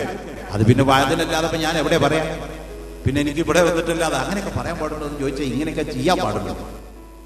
ഇങ്ങനെയൊക്കെ ചെയ്യരുത്, നിർത്താത്തല്ലേ ഈ വായന പറയുന്നത്. ഞാൻ പറഞ്ഞല്ലോ, വായന എന്ന് പറഞ്ഞ അഫ്ദലുൽ ഇൽമി ഇൽമുൽ ഹാൽന, ഇൽമിൽ വെച്ച് ഏറ്റവും വലിയ ഇൽമ് സന്ദർഭോചിതമായ ഇൽമ. ബാത്റൂമിൽ പോയാൽ ചില ആൾക്കാർ ഏർപ്പാട് പുറത്ത് നിൽക്കണോൻ അതിൻ്റെ ഉള്ളിൽ യുദ്ധം നടക്കാതെ ആ ലാഘവുണ്ടാക്കി തീർക്കുന്ന പരിപാടി ശരിയല്ല. വളരെ സൈലന്റ് ആയിരിക്കണം. ഇപ്പോ ഇംഗ്ലീഷുകാർ പോലും ആ പരിപാടി നിർത്തിയിരിക്കുന്നു. ഇംഗ്ലീഷുകാരാണ് ഈ സിഗരറ്റ് വെച്ചിട്ട് കക്കൂസിന് കൊണ്ട് ഇവിടെ പഠിപ്പിച്ചത്. അല്ലെങ്കിൽ ഇബ്ലീസിന്റെ മൂത്രത്തിൽ നിന്നുണ്ടായി സാധനം ഇവിടെ കൊണ്ടുവന്നത് മറ്റോരാ. നമ്മുടെ ആൾക്കാരെ വലിക്കാൻ പാടില്ല. സിഗരറ്റ് വലിക്കൽ ഹറാമാണെന്നും കറാഹത്താണെന്നും തഹരീമിന്റെ കറാഹത്താണെന്നും പറഞ്ഞവരുണ്ട്. എന്നാൽ ഇപ്പോഴല്ലേ സിഗരറ്റിന്റെ പാക്കറ്റിന്റെ മുകളിൽ എഴുതി വെക്കാൻ വേണ്ടി ഗവൺമെന്റ് തീരുമാനിച്ചു. എന്തായത്? Statutory warning, cigarette smoking is injurious to the health. നിയമപ്രകാരമുള്ള മുന്നറിയിപ്പ്, സിഗരറ്റ് വലി ആരോഗ്യത്തിന് ഹാനികരം എന്ന് എഴുതി വെച്ചിട്ടുണ്ട്. എന്നിട്ട് വണ്ടക്കയിൽ കൊടുത്തിട്ടുണ്ട്, ആരോഗ്യത്തിനും ഉന്മേഷത്തിനും വലിക്കുക പനാമ. ഉഗ്ര പരസ്യം. ആരോഗ്യത്തിനും ഉന്മേഷത്തിനും വലിക്കുക പനാമ. ചോട്ടിന് ചെറുതാക്കിയിട്ട് നിയമം പ്രകാരമുള്ള അറിയിപ്പ്, സിഗരറ്റ് വലിക്കുന്ന ആരോഗ്യത്തിന് അത്ര നല്ലതല്ല കേട്ടോ. അപ്പുറത്ത് വലുതാക്കിയിട്ട് എഴുതി വെച്ചിരിക്കുന്നു, ഉന്മേഷം കിട്ടണോ വലിക്കുക സിഗരറ്റ്. എങ്ങനെയുണ്ട്? വൈരുദ്ധ്യമല്ലേത് എന്റെ പ്രിയപ്പെട്ടവരെ? അതുകൊണ്ട് അല്ലാഹുവിന്റെ റസൂല് പറഞ്ഞു, മലമൂത്ര വിസർജനത്തിന് പോയാൽ നീ മൂത്രത്തിൽ തുപ്പാൻ പാടില്ല. തുപ്പിയാൽ കണ്ണിന്റെ കാഴ്ചയാണ്ട് പോകും. ഇപ്പൊ ശരിവെച്ചു ബയോളജി, ആധുനിക ബയോളജി ശരിവെച്ചു. ഒരു പറയാണ്, മൂത്രത്തിൽ 170 ബാക്ടീരിയകളും വൈറസുകളും ഉണ്ട്. കാഷ്ടത്തിൽ അത്ര ഇല്ല. നമുക്ക് ഏറ്റവും അധികം വെറുപ്പ് തോന്നുന്നത് മൂത്രത്തിനോടല്ല, കാഷ്ടത്തിനോടല്ലേ. ഒരു കുട്ടി ഇവിടെ ഇരുന്ന് മൂത്രം ഒഴിച്ചാൽ നമുക്ക് കുഴപ്പമില്ല. അവൻ ഷെഡി അങ്ങോട്ട് ഊരിയിട്ട് ഇവിടെ ഇരുന്ന് രണ്ടാമത്തെ പ്രയോഗിച്ചാലോ എന്ത് ചെയ്ത് ഈ കുട്ടി എന്ന് നമുക്ക് തോന്നും. മൂത്രം ഒഴിച്ചു കഴിഞ്ഞാൽ ഒരു കുഴപ്പമില്ല. പക്ഷേ ഏറ്റവും ഡേഞ്ചറസ് ഏതാണ്? മൂത്രാണ് കാഷ്ടത്തിനേക്കാൾ. ഒരു പെണ്ണിന് പ്രഗ്നന്റ് ആണെന്ന് അറിയാൻ വേണ്ടി കാഷ്ടം പരിശോധിക്കാനല്ല പറയാം. ഒരു പെണ്ണിനെ ഗർഭമുണ്ടോ ഇല്ലയെന്ന് അറിയാൻ ആസ്പത്രി കൊണ്ടുപോയാൽ ഡോക്ടർ പറയാ അവളുടെ കുറച്ച് മലം പരിശോധിച്ചു പോവാന്നല്ല, ഒരു ലേശം മൂത്രം എടുത്തിട്ട് കൊണ്ടുപോയി ലാബ് ടെസ്റ്റ് ചെയ്താൽ അറിയാം നെഗറ്റീവാണോ പോസിറ്റീവാണോ. അത്ര അറിയേണ്ടുള്ളൂ. പോസിറ്റീവാണോ സംഗതി ഗുരുമാലന്നെ, നെഗറ്റീവാണോ നോ ഗർഭമില്ല. അപ്പോ മൂത്രത്തിലാണ് ഏറ്റവും അധികം വൈറസും ബാക്ടീരിയയും ഉള്ളത് എന്ന് ഈ ആധുനിക ബയോളജി കണ്ടുപിടിക്കുന്നതിന്റെ എത്രയോ നൂറ്റാണ്ടുകൾക്ക് മുമ്പേ അഷ്റഫുൽ ഖൽഖ് റഹ്മത്തുൽ ലിൽ ആലമീനായ മുഹമ്മദുർ റസൂലുള്ളാഹി, അല്ലാഹുവിന്റെ റസൂൽ ലോകത്തോട് വിളിച്ചു പറഞ്ഞു പോയി, മൂത്രത്തിൽ തുപ്പാൻ പാടില്ല. ഫത്ഹുൽ മുഈൻ കിതാബുൻ ശഅനുഹു അജബു ഹവാ മിനൽ ഫിഖ്ഹി മാ ലം യഗ്വിഹി കുതുബു. അത് മാത്രമല്ല, നബി സല്ലല്ലാഹു അലൈഹി വസല്ലമ തങ്ങൾ പറഞ്ഞു പോയി, മലമൂത്ര വിസർജനം നടത്തുന്ന സമയത്ത് ഒരാൾ ഇടതുഭാഗത്തേക്ക് ചാഞ്ഞിരിക്കലാണ് നല്ലത്. 2 കാര്യം അതിലുണ്ട്. ഒന്ന്, മനുഷ്യന്റെ മലമൂത്ര വിസർജനത്തിന്റെ ബോക്സും സഞ്ചിയും കിടക്കുന്നത് ഇടഭാഗത്താണ്. മൂത്രസഞ്ചി കിടക്കുന്നത് ഇടഭാഗത്താണ്. അമേധ്യത്തിന്റെ ബോക്സ് കിടക്കുന്നത് ഇടഭാഗത്താണ്. അതിന് ചെറിയൊരു പ്രഷർ കിട്ടിയാൽ വളരെ പെട്ടെന്ന് വിസർജനം നടന്നു പോകാൻ സാധ്യതയുണ്ട്. 2, മൂത്രസഞ്ചിയിൽ അനധികൃതമായി മൂത്രം കെട്ടി നിന്നാൽ അത് കിഡ്നി സ്റ്റോൺ ഉണ്ടാക്കാനോ അത് മൂത്രത്തിൽ കല്ലുണ്ടാക്കാനും സാധ്യതയുണ്ട്. അതുകൊണ്ട് ആശുപത്രിയിൽ പോയി യൂറോളജിസ്റ്റിനെ കണ്ട് ഒരു 25,000 കൊടുത്തുകൊണ്ട് കിഡ്നിയിലെ കല്ല് പൊടിച്ച് കളയുന്നതിന് പകരമായി എല്ലാ ദിവസവും മലമൂത്ര വിസർജനത്തിന് ചെന്നാൽ ഇടതുഭാഗത്തേക്ക് ചാരിയിരുന്നോ. ആ കിടക്കുന്ന സമയത്ത് ശൈത്താൻ വസ്വാസാക്കാതിരിക്കാൻ ഇടതുകാല് മുന്തിച്ചുകൊണ്ട് ബിസ്മില്ലാഹി അല്ലാഹുമ്മ ഇന്നി അഊദു ബിക മിനൽ ഖുബുസി വൽ ഖബായിസി എന്ന് ദുആ ചെയ്ത് കടന്നോ. അവിടുന്ന് പുറത്തിറങ്ങി എല്ലാം റാഹത്തായി കടന്നു വരുമ്പോ വലതുകാല് മുന്തിച്ചുകൊണ്ട് ഉഫ്റാനക അൽഹംദുലില്ലാഹില്ലദീ അദ്ഹബ അന്നിൽ അദാബ ആഫാനി എന്ന് ദുആരന്ന് പുറത്ത് കടന്നു. ആ മലമൂത്ര വിസർജനം നടത്തുന്ന സമയത്ത് നീ തലച്ചോറിലേക്ക് ബ്ലഡ് സർക്കുലേഷൻ ഇല്ലാതെ മരിച്ചു പോകാതിരിക്കാൻ നിനക്ക് കക്കൂസ് കിടന്ന് മരിക്കണോ? നഊദു ബില്ലാഹ്. കക്കൂസിലുള്ള മരണം മോശമായ മരണമാണ്. അല്ലാഹു നമ്മെ കാത്തിരക്ഷിക്കുമാറാവട്ടെ. റഹ്മത്തിന്റെ മലായികത്തിന്റെ സാന്നിധ്യമില്ലാത്ത സ്ഥലമാണ് കക്കൂസ്. അതുകൊണ്ട് കക്കൂസിലുള്ള മരണം അപകടമാണ്, ഡേഞ്ചറസ് ആണ്. അതുകൊണ്ടാണ് റസൂലുള്ള പറഞ്ഞത് മലമൂത്ര വിസർജനത്തിന് പോകുന്ന വ്യക്തി തലമറച്ചോ. എന്തിനാ കക്കൂസിന് പോകുമ്പോ തലമറക്കണം മോനെ? ഉമ്മമാരെ ശ്രദ്ധിക്കണം, നമ്മളിതൊക്കെ ചെയ്യുന്നുണ്ട്. പക്ഷെ ഇതിന്റെ ഗുഡ്നസ് നമുക്കറിയാം. ഇതൊക്കെ ചെയ്യുന്നുണ്ട് അല്ലേ? കക്കൂസിന് പോകുമ്പോൾ ചെരിപ്പിടുന്നുണ്ട്. എന്തിനാ അത്? കൊക്കപ്പുഴുവിന്റെ അസുഖം വരുന്നത് ഈ ബാക്ടീരിയ കാലിന്റെ ഉള്ളിൽ കൂടെ കയറിയിട്ടാണ്. കൊക്കപ്പുഴു അത് കക്കൂസൊന്നും ഉണ്ടാവുക. അതുകൊണ്ട് കക്കപ്പുഴു ഇല്ലാതിരിക്കണമെങ്കിൽ കക്കൂസിന് പോകുമ്പോ ചെരുപ്പ് ധരിക്കണം. ലോകത്തിന്റെ നേതാവ് 1400 വർഷങ്ങൾക്ക് മുമ്പ് പഠിപ്പിച്ചു ഖാല റസൂലുള്ളാഹി. അതുകൊണ്ട് കൊക്കപ്പുഴ ഉണ്ടാവില്ല കാലിൽ ചെരുപ്പ് ധരിച്ച. പിന്നെ തലയിലൊരു തൊപ്പി വെച്ചോ, തല മറച്ചോ. ആണിനോടും പെണ്ണിനോടും പറഞ്ഞല്ലോ തല മറച്ചോ. What is the point? എന്താ തന്നെ കാരണം? എന്തിനാ റസൂലുള്ള തലമറക്കാൻ പറഞ്ഞത്? അല്ലാഹുവിന്റെ റസൂല് തലമറക്കാൻ പറഞ്ഞത് വെറുതെ പറഞ്ഞതല്ല. 1400 വർഷങ്ങൾക്ക് മുമ്പ് അല്ലാഹുവിന്റെ റസൂല് പറഞ്ഞത് ഇപ്പൊ ആധുനിക ബയോളജി ശരിവെച്ചുകൊണ്ട് പറയുകയാണ്. മനുഷ്യന്റെ ബ്രെയിനിലേക്ക് മെഡില്ല ഒബ്ലാങ്കട്ട എന്ന് പറഞ്ഞ തലച്ചോറിന്റെ ഉള്ളിലേക്ക് ബ്ലഡ് സർക്കുലേഷൻ ചെയ്യുന്ന ഒരു ഞരമ്പുണ്ട്. ആ ഞരമ്പ് മലമൂത്ര വിസർജനം ചെയ്യുന്ന സമയത്ത് വല്ലാതെ സങ്കോചിക്കുകയും വികസിക്കുകയും സങ്കോചിക്കുകയും ചെയ്യുന്നു. ആ ഞരമ്പിന്റെ പ്രവർത്തനം ശരിയായ നിലക്ക് നടക്കാൻ തലയിൽ ഒരു ടവ്വല് കെട്ടലോ, ഒരു തൊപ്പി വെക്കലോ, ഒരു ശീല വെക്കലോ, ഒരു ചെറിയ ചരട് കൊണ്ട് കെട്ടലോ നല്ലതാണ്. ആ ഞരമ്പിന്റെ സങ്കോചം നടക്കുന്ന സമയത്ത് എങ്ങാനും അതില്ലാതെ അതങ്ങ് പൊട്ടിപ്പോയാൽ, നിന്റെ തലച്ചോറിലേക്കുള്ള സർക്കുലേഷൻ നിലച്ചുപോയാൽ നീ കക്കൂസിൽ വീണ് മരിക്കാൻ സാധ്യതയുണ്ട്. ഈമാനില്ലാതെ മരിക്കാൻ സാധ്യതയുണ്ട്. റഹ്മത്തിന്റെ മലായികത്തില്ലാതെ മരിക്കാൻ സാധ്യതയുണ്ട്. അതുകൊണ്ട് മലമൂത്ര വിസർജനത്തിന് കടക്കുമ്പോൾ തലമറച്ചോ.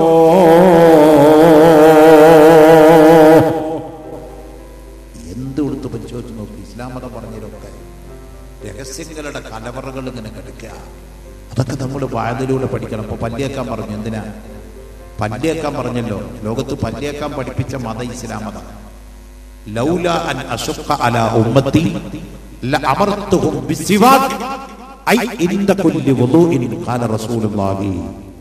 എന്റെ സമുദായത്തിന് ഒരു വിഷമം ഇല്ലാതിരിക്കുകയായിരുന്നുവെങ്കിൽ ലഅമർതുഹും ബിസിവാക്, അവരോട് 5 നേരം പല്ല് തേക്കാൻ ഞാൻ കൽപ്പിക്കുമായിരുന്നു എന്ന് പറഞ്ഞാൽ നിർബന്ധത്തിന്റെ കൽപ്പിക്കുമായിരുന്നു. കൽപ്പനപ്പോഴുണ്ട് പല്ല് തേക്കാൻ, പക്ഷെ അത് സുന്നത്തായ കൽപ്പനയാണ് കേട്ടോ.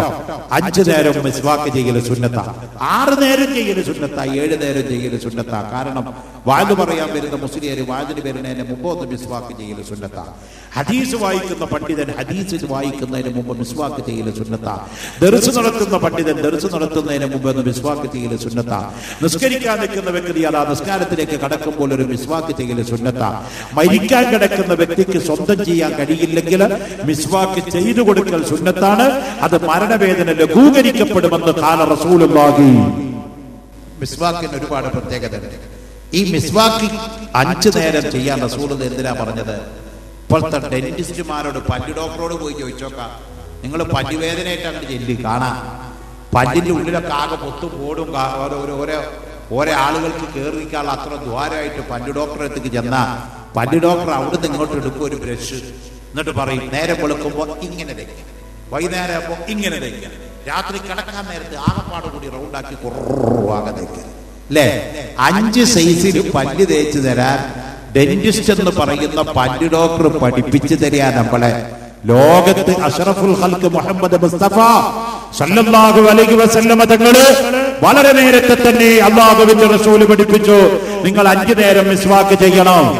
5 നേരം ചെയ്യൽ സുന്നത്താണ് കേട്ടോ. അതൊരു വിഷമല്ലാതിരിക്കായിരുന്നെങ്കിൽ കയ്യിലൊരു ബ്രഷും കയ്യിൽ പിടിച്ച് നടക്കാൻ ഞാൻ പറയായിരുന്നു എന്നാണ് റസൂൽ എന്ന് പറഞ്ഞത്.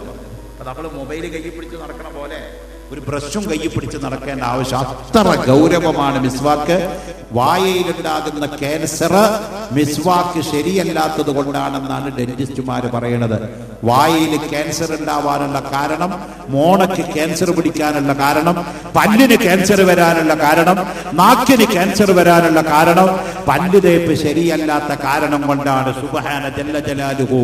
ഇതൊക്കെ നമ്മൾ കണ്ടുപിടിക്കുമ്പോൾ ഇസ്ലാം എത്ര സുന്ദരമായ മതമാണ്, അല്ലാഹു റബ്ബുൽ ഇസ്സത്ത് നമുക്ക് സമ്മാനിച്ച മതം എത്ര സുന്ദരമായ മതമാണ്. അത് മനസ്സിലാക്കണം പ്രിയപ്പെട്ടവരെ. അത് നമ്മളിവിടെ പഠിപ്പിക്കാനാണ് മദ്രസ ഉണ്ടാക്കണം എന്ന് പറയുന്നത്, അതിവിടെ പഠിപ്പിക്കാനാണ് പള്ളി ദർസ് വേണമെന്ന് പറയുന്നത്. അൽ ഇൽമു ഹയാത്തുൽ ഇസ്ലാം, ഇസ്ലാമിന്റെ ജീവനാടി അറിവാകുന്നു. അൽ ഇൽമു ഹയാത്തുൽ ഇസ്ലാം, ഇസ്ലാമിന്റെ ജീവനാടി അറിവാകുന്നു.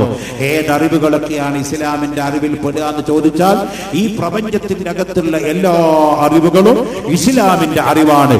ഇസ്ലാമിന്റെ അറിവല്ലാത്ത ഒരറിവും ലോകത്തിലില്ല. അങ്ങോട്ട് നിങ്ങളുടെ മകൻ എന്തിനാ പഠിക്കുന്നത്? ഡോക്ടറാവാൻ പഠിക്കുന്ന അറിവ് ഇസ്ലാമിന്റെ അറിവാണ്. ചിലവരുടെ മകൻ പഠിക്കുന്ന എന്തിനാ? എഞ്ചിനീയറിംഗിന്റെ അറിവ് ഇസ്ലാമിന്റെ അറിവാണോ? അതെ. ഡോക്ടറുടെ അറിവ് ഇസ്ലാമിന്റെ അറിവാണോ? അതെ. നിങ്ങളുടെ മകൻ എന്തിനാ പഠിക്കണേ? Information technology, IT. അതോ അത് ഇസ്ലാമിന്റെ അറിവാണോ? അതേ. ലോകത്തെ ആദ്യത്തെ ഡോക്ടർ ആരാന്ന് ചോദിച്ചാൽ അതിന് മറുപടി ഇസ്ലാം മുസ്ലിം എന്നാണ്. ലോകത്തെ ആദ്യത്തെ എഞ്ചിനീയർ ആരാന്ന് ചോദിച്ചാൽ അതിന്റെ മറുപടി ഇസ്ലാം മുസ്ലിം എന്നാണ്.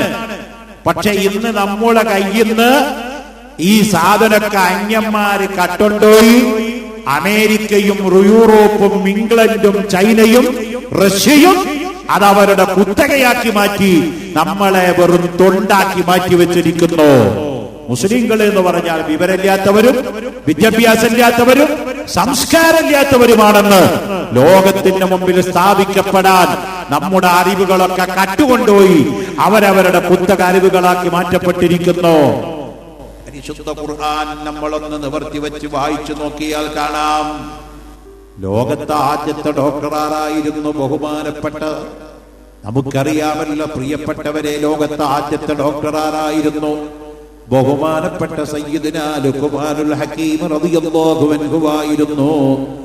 ലുഖ്മാനുൽ ഹക്കീം നബിയാണെന്ന തർക്കത്തിലിരിക്കുന്ന വ്യക്തിയാണ്. ആവട്ടെ, ആണെങ്കിലും അല്ലെങ്കിലും ലുഖ്മാനിനെ പറ്റി ഖുർആനിൽ അല്ലാഹു ഒരു സൂറത്ത് തന്നെ അവതരിപ്പിക്കപ്പെട്ടു. ആ സൂറത്തിന്റെ പേര് സൂറത്തുൽ ലുഖ്മാൻ. ലുഖ്മാനുൽ ഹക്കീം റളിയല്ലാഹു അൻഹുവാണ് ലോകത്താദ്യമായി കൊണ്ട് വയറ് കീറിക്കൊണ്ട് ഓപ്പറേഷൻ നടത്തിയത്. അല്ലാതെ അമേരിക്കക്കാരനല്ല, ചൈനക്കാരനല്ല, റഷ്യക്കാരനല്ല, കൊറിയക്കാരനല്ല. വയറ് കീറിക്കൊണ്ട് ആദ്യമായി ഓപ്പറേഷൻ നടത്തിയ സർജൻ ബഹുമാനപ്പെട്ട ലുക്മാനുൽ ഹക്കീം തങ്ങളാണ് വൈദ്യശാസ്ത്രത്തിന്റെ പിതാവ്. എത്ര പേർക്കറിയാം നമുക്കത്? നമ്മുടെ മക്കൾ പഠിക്കുന്ന ഡോക്ടറേറ്റും ഡോക്ടറൊക്കെ ഇസ്ലാമിന്റെ വിദ്യാഭ്യാസമാണ്. പക്ഷേ ഇന്നത് പഠിക്കണമെങ്കിൽ അമേരിക്കയിൽ പോകണ്ടേ, അല്ലെങ്കിൽ ചൈനയിൽ പോകണ്ടേ, അല്ലെങ്കിൽ ഇംഗ്ലണ്ടിൽ പോകണ്ടേ, അല്ലെങ്കിൽ ആസ്ട്രേലിയയിൽ പോകണ്ടേ? അത് പാശ്ചാത്യന്മാരായ ആളുകൾ വളരെ തന്ത്രപൂർവം അവരുടെ വിദ്യാഭ്യാസമായി അവരുടെ കുത്തകയാക്കി മാറ്റിക്കളഞ്ഞപ്പോ നമ്മൾ അവിടെ മിണ്ടാതിരുന്നു. ഞാനിവിടെ വന്നപ്പോ എനിക്ക് അത്ഭുതം, സന്തോഷം പ്രകടിപ്പിച്ച ഒരു സംഭവം ഉണ്ടായത്, വയറ് നിറച്ച് തിന്നാൻ തന്നതോ, അല്ലെങ്കിൽ ഞാൻ വരുമ്പോൾ ദഫ് മുട്ടിയതോ, അല്ലെങ്കിൽ എന്നെ കണ്ടപ്പോൾ നിങ്ങൾ സലാം പറഞ്ഞോ, അല്ലാഹു അക്ബർ പറഞ്ഞതോ ഒന്നുമല്ല. എനിക്കിവിടെ വന്നപ്പോൾ കിട്ടിയ ഏറ്റവും വലിയ സന്തോഷം ഇവിടെ +1 വരെ മദ്രസ ഉണ്ട് എന്നുള്ളതാണ്. അൽഹംദുലില്ലാഹ്. അതൊരു +2 കൂടിയായി, അതൊരു ഡിഗ്രി തലത്തിലേക്ക് മദ്രസ ഉയർന്നു വരുന്നൊരു കാലം അല്ലാഹു നമുക്ക് തൗഫീഖ് നൽകട്ടെ. കാരണം നമുക്ക് പഠിപ്പിക്കാൻ ഡിഗ്രി ഉണ്ട്. ഇസ്ലാമിന് ഡിഗ്രി പഠിപ്പിച്ചൂടെ മദ്രസയിൽ? എത്രേ പഠിക്കാൻ കിടക്കണം മക്കളെ? പഠിച്ചത് എന്തെങ്കിലും ആണോ? പഠിക്കാൻ കിടക്കുന്നതല്ലേ ഉള്ളൂ. പഠിച്ചത് എന്തെങ്കിലും ആണോ? അപ്പൊ +1 വരെ മദ്രസ പഠനണ്ട്. അൽഹംദുലില്ലാഹ്. ഈ നാട് രക്ഷപ്പെട്ടു, ഈ നാട് രക്ഷപ്പെട്ടു. ഉമ്മമാരെ, നിങ്ങളങ്ങ് മരിച്ചാലേ നിങ്ങളുടെ ഡോക്ടറായ മകൻ വന്നിട്ട് എന്താ ചെയ്യാ? അവിടെ വരും, അവിടെ വന്ന് നിൽക്കും, എന്നിട്ട് പറയും, ബാഡ് മോർണിംഗ്, ഇന്ന് വളരെ മോശമായ ദിവസമാണ്, എൻ്റെ അച്ഛൻ ചത്ത് കാര്യമായ ദിവസമാണ് അല്ലേ? അതല്ലേ പറയാൻ പറ്റൂ? അല്ലാഹുമ്മ ഗഫിർ ലഹു, അല്ലാഹുമ്മ റഹംഹു, അല്ലാഹുമ്മ വഅഫു അൻഹു, അല്ലാഹുമ്മ അക്രിം നുസുലഹു, അല്ലാഹുമ്മ വസിഅ മദ്ഖലഹു, അല്ലാഹുമ്മ ജാഫിൽ ഖബർ അൻ ജംബൈ, അല്ലാഹുമ്മ സബ്ബിത്ഹു ഇൻദ സുആൽ, അല്ലാഹുമ്മ അൽഹിംഹുൽ ജവാബ്, അല്ലാഹുമ്മ ജാഫിൽ ഖബർ അൻ ജംബൈ, അല്ലാഹുമ്മ റബ്ബനാ തഖബ്ബൽ മിന്നാ ശഫാഅതനാ ഫീഹി എന്ന് പറയാൻ യോഗ്യതയുള്ള മകൻ വേണം. നമ്മുടെ ലക്ഷ്യം അതാണ്. ഞങ്ങളൊക്കെ പണ്ട് SSFന് വേണ്ടി പ്രവർത്തിക്കുന്ന ഒരു കാലം, ഞാൻ തൃശ്ശൂർ ജില്ലാ SSFന്റെ പ്രസിഡന്റ് ആയിരുന്ന ഒരു കാലം ഉണ്ടായിരുന്നു. ഇപ്പോഴൊന്നല്ല, 1973 SYS SSF ഉണ്ടാക്കിയപ്പോ അന്ന് അതിന്റെ പ്രസിഡന്റ് ബഹുമാനപ്പെട്ട പാണക്കാട് സയ്യിദ് ഹൈദരലി ശിഹാബ് തങ്ങളായിരുന്നു. SSFന്റെ ആദ്യത്തെ പ്രസിഡന്റ്. ഇന്നത്തെ ന്യൂ ജനറേഷൻ അതായിരിക്കും അറിയില്ല. പാണക്കാട് സയ്യിദ് ഹൈദരലി ശിഹാബ് തങ്ങളായിരുന്നു അന്നത്തെ SSFന്റെ പ്രസിഡന്റ്. ആ കാലഘട്ടത്തിൽ ഞാനും SSFൽ പ്രവർത്തിച്ചിരുന്നു. അങ്ങനെ പ്രവർത്തിച്ചിട്ട് സമസ്ത കേരള ജമിയത്തുൽ ഉലമ ഒറ്റക്കെട്ടായി നിൽക്കുന്ന കാലഘട്ടത്തിൽ ഞാൻ SSFന്റെ തൃശ്ശൂർ ജില്ലാ പ്രസിഡന്റ് ആയിരുന്ന കാലം ഉണ്ടായിരുന്നു. അന്ന് ഞങ്ങൾ ഈ ഭൗതികത്തിൽ സ്കൂളിലൊക്കെ പഠിക്കാൻ പോണ കുട്ടികളെ വിളിച്ചുകൂട്ടിയിട്ട് ക്ലാസ് എടുക്കും, SSFന് വേണ്ടി ക്ലാസ് എടുക്കും. അപ്പൊ ഞങ്ങള് അവർക്ക് കൊടുക്കുന്ന ഓഫർ, മക്കളെ ഇത് പഠിച്ചാൽ നിങ്ങൾ കലക്ടർ ആവുന്നല്ല,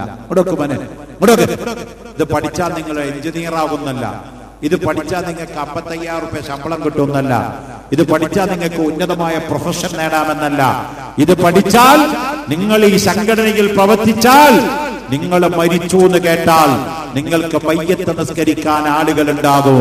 നിങ്ങളുടെ വാപ്പ മരിച്ചാൽ നിങ്ങൾക്ക് ഇമാമായി മയ്യത്ത് നിസ്കരിക്കാം, നിങ്ങളുടെ അമ്മ മരിച്ചാൽ നിങ്ങൾക്ക് ഇമാമായി മയ്യത്ത് നിസ്കരിക്കാം, നിങ്ങളുടെ സഹോദരൻ മരിച്ചാൽ നിങ്ങൾക്ക് ഇമാമായി കയറി നിസ്കരിക്കാം. മൊയ്ലിയാരെ വാടകയ്ക്ക് വിളിക്കണ്ട. അത് കുറെ കുറഞ്ഞിട്ടുണ്ട്. എന്നാലും നിസ്കരിക്കുന്നവർക്ക് ശരിക്കും നിസ്കാരത്തിന് മയ്യത്ത് നിസ്കാരത്തിന്റെ ശർത്തും പുറത്തും അറിഞ്ഞ് നിസ്കരിക്കുന്നവരാരാളുള്ളത്? കുറെ ആൾക്കാർ എന്തൊക്കെയാ കാട്ടിക്കൂട്ടി ഇപ്പൊ കാട്ടിക്കൂട്ടണൊക്കെ ഉണ്ട്. ബാക്കിൽ നിൽക്കണം, നമുക്കും പേടിയുണ്ട്, മകൻ ചെയ്യുന്നത് ശരിയാണോ എന്നൊരു സംശയം. എന്നാലും പിന്നെ എന്താ ചെയ്യാ, അവനല്ലേ അർഹൻ, നിൽക്കല്ലാതെ മാർഗമുണ്ടോ? അപ്പൊ ആ ടൈമിൽ മയ്യത്ത് നിസ്കാരത്തിന്റെ ശർത്തും പുറത്തും വാപ്പം വെച്ച് കിടക്കുമ്പോ മയ്യത്ത് നിസ്കാരം പഠിപ്പിച്ചു കൊടുത്താൽ ശരിയാകും? ഇല്ല.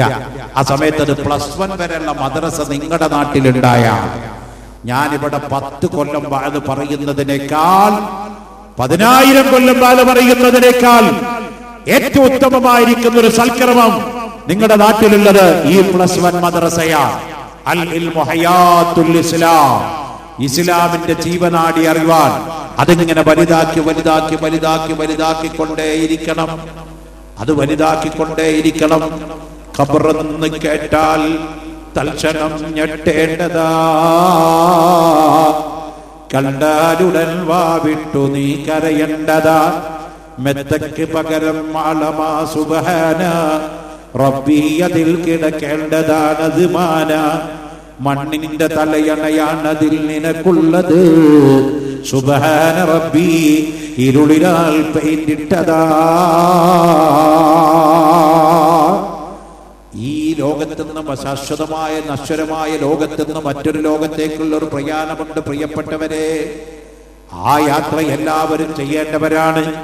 ഏത് മുസ്ലിയാരും ഏത് തങ്ങളും ഏത് പ്രധാനമന്ത്രിയും ഏത് എംഎൽഎയും ഏത് എംപിയും ഒരു ദിവസം ഇന്നാ ലില്ലാഹി വ ഇന്നാ ഇലൈഹി റാജിഊൻ അതിന്റെ കീഴിൽ അമർന്നു പോകുന്ന ഒരു ദിവസമുണ്ട്. ആ ദിവസമാണ് നമ്മൾ ഓർമ്മിക്കപ്പെടേണ്ട ദിവസം. എന്റെ പ്രിയപ്പെട്ട ഉമ്മമാര് ഇവിടെ വാത് കേൾക്കാൻ വന്നിരിക്കുന്നുണ്ട്. അവരോടുകൂടി പറയുകയാണ്, നിങ്ങൾ കേട്ടിട്ടില്ലേ ബഹുമാനപ്പെട്ട ഫാത്തിമത്തു സഹ്റാ റളിയല്ലാഹു അൻഹയെ പറ്റി? ആരാണ് ബീബി ഫാത്തിമത്തു സഹ്റാ? അല്ലാഹുവിന്റെ റസൂലിന്റെ പ്രിയപ്പെട്ട മോളാണ് ഫാത്തിമ. ഫാത്തിമത്തു ബിദ്അത്തു മിന്നി, ഫാത്തിമന്റെ കരളിന്റെ കഷ്ണമാണെന്ന് ഖാല റസൂലുള്ളാഹ്. നമ്മൾ സ്ഥിരം കേൾക്കുന്ന ഹദീസാണത്. എന്താ മോനെ ഫാത്തിമ ബീബി റസൂലുള്ളാഹിന്റെ കരളിന്റെ കഷ്ണാണെന്ന് പറയാനുള്ള കാരണം എന്താ? കാരണം അങ്ങനെ ഒരാളങ്ങനെ സൈനബ ബിദ്അത്തു മിന്നി എന്ന് റസൂലുള്ളാഹി പറഞ്ഞിട്ടില്ല. സൈനബത്തു ബിദ്അത്തു മിന്നി, നോ. ഫാത്തിമത്തു ബിദ്അത്തു മിന്നി, ഫാത്തിമയുടെ കരളിന്റെ ഘട്ടമാണ്. റസൂലുള്ളാഹിക്ക് വേറെ മക്കളുണ്ടായിരുന്നല്ലോ. ആ മക്കളെ പറ്റി ഒന്നും റസൂലുള്ളാഹി കമന്റ് പറഞ്ഞില്ല. ഉമ്മമാര് ശ്രദ്ധിക്കണം. എന്തേ ഫാത്തിമ ബീവിനെ പറ്റി റസൂലുള്ളാഹി കരളിന്റെ ഘട്ടമാണെന്ന് പറയാനുള്ള കാരണം? വെറുതെ അവിടെ ഉറങ്ങിയിരുന്നിട്ട് വയലിൽ കേട്ട് പട്ട വീണ് ഒന്ന് വർത്താനാക്കി പോകല്ലേ. ഇന്നത്തെ വയലിൽ ആകെയുള്ള ചർച്ച നാളെ നേരം വെളുത്താൽ ആ തെരുമ്പട്ടന്റെ മാറ്റം അതാട്ടോ എന്നായി പോകരുത്. എന്തെങ്കിലും ഒരു അക്ഷരത്തിന്റെ ഒരു ഗുട്ടൻസെങ്കിലും പഠിക്കണം. ഒരു വാതിൽ വന്നാൽ എന്തെങ്കിലും ഒന്ന് പുതിയത് എന്തെങ്കിലും ഒന്ന് നേടിപ്പോകണം. ഫാത്തിമ റസൂലുള്ളാഹിന്റെ കരളിന്റെ കഷ്ടമാണെന്ന് പറഞ്ഞു. സൈനബത്തു ബിദ്അത്തു മിന്നി, നോ, ഇല്ല. ആരെ പറ്റിയും റസൂലുള്ളാഹി പറഞ്ഞില്ല. ഫാത്തിമന്റെ കരളിന്റെ കഷ്ടമാണ്. അത് പറയാനുള്ള കാരണം എന്താണെന്നറിയോ? അല്ലാഹുവിന്റെ റസൂലിന്റെ മുഖം പോലത്തെ മുഖമായിരുന്നു ഫാത്തിമ ബീബി റളിയല്ലാഹു അൻഹയുടെ മുഖം. അല്ലാഹുവിന്റെ റസൂലിന്റെ ചിരി പോലത്തെ ചിരിയായിരുന്നു ഫാത്തിമ ബീബി റളിയല്ലാഹു അൻഹയുടെ ചിരി. അല്ലാഹുവിന്റെ റസൂലിന്റെ നടത്തം പോലത്തെ നടത്തമായിരുന്നു ഫാത്തിമ ബീബിയുടെ നടത്തം. റസൂലുള്ളാഹിന്റെ സൗന്ദര്യത്തിന്റെ ചെറിയൊരു ഭാഗം ഫാത്തിമക്ക് ലഭിച്ചിരുന്നു. അതുകൊണ്ട് ഫാത്തിമാനെ കല്യാണം കഴിക്കണമെന്ന് ഭൂമിയിലുള്ള എല്ലാവരും ആഗ്രഹിച്ചു. ബഹുമാനപ്പെട്ട അബൂബക്കർ സിദ്ദീഖിന്റെ മകളായ ആയിഷ ബീവിനെ കല്യാണം കഴിക്കാൻ റസൂലുള്ളാഹിക്ക് ആഗ്രഹം വന്ന പോലെ ഫാത്തിമാനെ കല്യാണം കഴിക്കണമെന്ന് ആഗ്രഹിച്ചവരാരൊക്കെയാണ്? ബഹുമാനപ്പെട്ട ഉമറുൽ ഫാറൂഖ്. ഉമറിന്റെ വാക്കിലൂടെ സത്യമല്ലാത്തൊരു വാക്ക് പുറത്തേക്ക് വരികയില്ലെന്ന് ഖാല റസൂലുള്ളാഹി. ഉമർ ഒരു വഴിയിലൂടെ നടന്നുപോയാൽ ആ വഴിയിലൂടെ ശൈത്താൻ നടക്കുകയില്ലെന്ന് ഖാല റസൂലുള്ളാഹി. എന്റെ ശേഷം നബിയാവാനുള്ള യോഗ്യത ആർക്കെങ്കിലും ഉണ്ടെങ്കിൽ അത് ഉമറിന് മാത്രമാണെന്ന് ഖാല റസൂലുള്ളാഹി. ഇങ്ങനെ റസൂലുള്ളാഹിനെ പറ്റി ഉമറിനെ പറ്റി മദ്ഹ് പറഞ്ഞ ഉമർ ഇബ്നുൽ ഖത്താബ് വന്നിട്ട് അല്ലാഹുവിന്റെ റസൂലിനോട് ചോദിച്ചു, എനിക്ക് ഫാത്തിമാനെ നിക്കാഹ് ചെയ്തു തരുമോ? അല്ലാഹുവിന്റെ റസൂലിന്റെ മറുപടി, തരാൻ പറ്റൂല ഉമറേ, തരാൻ പറ്റൂല. വേറെയും ചോദിച്ചു, സഹാബാക്കൾ വേറെയും ചോദിച്ചു, എനിക്ക് ഫാത്തിമാനെ നിക്കാഹ് ചെയ്തു തരുമോ? അല്ലാഹുവിന്റെ റസൂൽ പറഞ്ഞു, തരാൻ പറ്റില്ല. അലി ഇബ്നു അബീ താലിബ് റളിയല്ലാഹു അൻഹു ആരാണ്? ഖാതിലുൽ കുഫാരീന ളരിബ് ഉനുകിൽ കസ്റാ അലി ഹൈദർ അസദുല്ലാഹി അലൈഹി സലാം. ജമീഉൽ ഖുർആനി അൻഫഖ മാലൽ ഖൈറാ ഉസ്മാന ദിന്നൂറൈനി അലൈഹി സലാം. ബഹുമാനപ്പെട്ട അലി ഇബ്നു അബീ താലിബ് റളിയല്ലാഹു അൻഹു ആരായിരുന്നു? പടക്കലത്തിലെ വീരനായകൻ. ഉഹദിലും ഖന്തക്കിലും ഹുനൈനിലും മക്കാ ഫതഹിലും ഇസ്ലാമിന്റെ പതാക പാറിപ്പറിപ്പിച്ച വീരമഹാത്മാവ് ആ അലി ഇബ്നു അബീ താലിബിന് ആഗ്രഹം ഫാത്തിമാനെ നിക്കാഹ് ചെയ്യണം. പക്ഷേ അലിയാരാണ്? പരമദരിദ്രനാണ്, സാധുവാണ്, ഉടുതുണിക്ക് മറുതുണിയില്ല, ദരിദ്രനാണ്. അലിയാരുടെ ജോലി എന്താണെന്നറിയോ?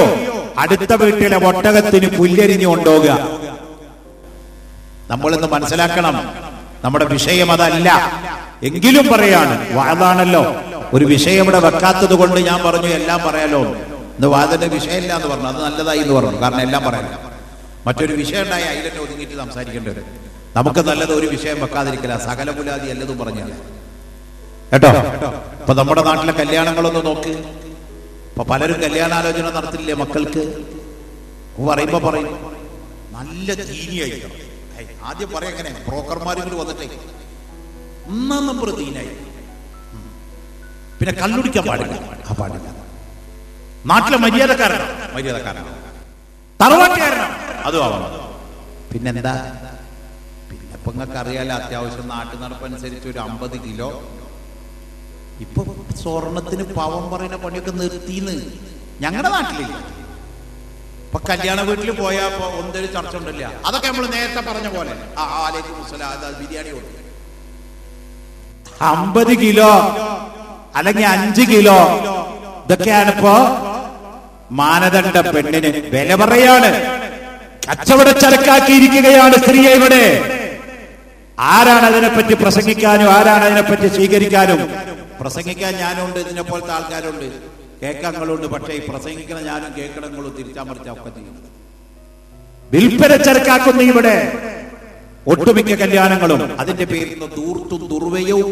സുബ്ഹാനല്ലാഹ്, ഒരു കല്യാണത്തിന് വേസ്റ്റാക്കി കളയുന്ന ഭക്ഷണത്തിന്റെ 1% ഉണ്ടെങ്കിൽ ഇവിടുത്തെ മദ്രസയില് ഒരൊറ്റ കൊല്ലത്തെ ഉസ്താദുമാരുടെ ശമ്പളം കൊടുക്കും. ഞാനൊരു ഉദാഹരണം പറയട്ടെ, നിങ്ങളെ പറ്റി പറയാനില്ല. നിങ്ങൾ അങ്ങനെ ചെയ്യുന്നുണ്ടെങ്കിൽ നിങ്ങളെ പറ്റി എന്നെയാണ്. നിങ്ങളെ പറ്റി അല്ലാന്ന് പറഞ്ഞത് ഞാൻ നിങ്ങളെ പറ്റി പരിചയമില്ലല്ലോ, വാതിന് വന്നിട്ടല്ലേ ഉള്ളൂ. ഞാനിപ്പോ ഈ രാത്രി വന്നിട്ട് നിങ്ങൾ ആരാ എവിടുത്തെ തരാമെന്നൊന്നും എനിക്കറിയില്ല. എന്റെ നാട്ടില് തൃശ്ശൂരിൽ ഞാൻ ലുലു ഇന്റർനാഷണൽ കൺവെൻഷൻ സെന്റർ, കേരളത്തിലെ ഏറ്റവും വലിയ ഓഡിറ്റോറിയമാണ്. കേരളത്തിലെ ഏറ്റവും വലിയ ഓഡിറ്റോറിയത്തിൽ ഞാനൊരു കല്യാണത്തിന് പോയി. ഒരു വലിയ മുതലാളിയുടെ മകളുടെ കല്യാണം. ചെല്ലുന്ന കവാടത്തിൽ തന്നെ നമ്മളെ സ്വീകരിക്കാൻ 2 പെണ്ണുങ്ങളാ നിൽക്കണം. അസ്സലാമു അലൈക്കും എന്ന് പറയുന്ന ഹവാറിയോ സാർ എന്ന് പറഞ്ഞിട്ട് കൈ പിടിച്ച് കുലുക്കാനാ നിൽക്കണം. കൈ ബാക്കിലേക്ക് വെച്ചിട്ടില്ലെങ്കിൽ അവളുള്ള കൈ കൊണ്ട് വെച്ചോളൂ. പിന്നെ അവളുടെ സമ്മതമാണ് നമ്മുടെ കൈ അവളുടെ കയ്യിൽ നിന്ന് ഇങ്ങോട്ട് കിട്ടണമെങ്കിൽ. അങ്ങനെ കവാടത്തിൽ തന്നെ ലേഡീസിനെ വെച്ചുകൊണ്ട് സ്വീകരിക്കുന്ന ആജിയാമാരുടെയും മൊയ്ലിയാമാരുടെയും മക്കളുടെ കല്യാണം കൊണ്ടുപോകുകയാണ്. അത് കഴിഞ്ഞങ്ങ് കൊണ്ടുപോയാൽ പിന്നെ നടക്കുന്നത് അവിടെ എന്താണ്? ഒരു ഭക്ഷ്യമേളയാണ്. ഒരു ഭക്ഷ്യമേള. ഞാനൊരു കല്യാണത്തിന് പോയി നോക്കുമ്പോൾ കണ്ടത് അവിടെ ഭക്ഷണം, അങ്ങനെ വിഭവ സമൃദ്ധമായ ഭക്ഷണങ്ങൾ തരം തരം നിരത്തി വെച്ചിരിക്കുന്നു. അപ്പോൾ ഒരു കോൺട്രാക്ടർ ഉണ്ട് അവിടെ, ഈ ഭക്ഷണത്തിന്റെ കോൺട്രാക്ടർ. മദ്രാസിൽ നിന്നുള്ളൊരു കാറ്ററിംഗ് കമ്പനിയാണ് അവിടെ ഭക്ഷണം വിതരണം ചെയ്യുന്നത്. ഇവിടെ ഒന്നുമല്ല, മദ്രാസിൽ നിന്നാണ് കാറ്ററിംഗ് കമ്പനി വന്നിരിക്കുന്നത്. അപ്പൊ അതിന്റെ സൂപ്പർവൈസർ ഒരാൾ അവിടെ നിൽക്കുന്നുണ്ട്. അവൻ ഈ പ്ലേറ്റ് എടുക്കുന്നിടത്ത് 2 ആളെ നിർത്തിയെടുക്കാം, ഇങ്ങനെ ടിക്ക് ചെയ്തുകൊണ്ടിരിക്കുകയാണ്. പ്ലേറ്റ് എടുക്കുന്നതിനനുസരിച്ച് ഒരു പ്ലേറ്റിന് എത്ര റുപ്യ, അതാണ് കണക്ക്.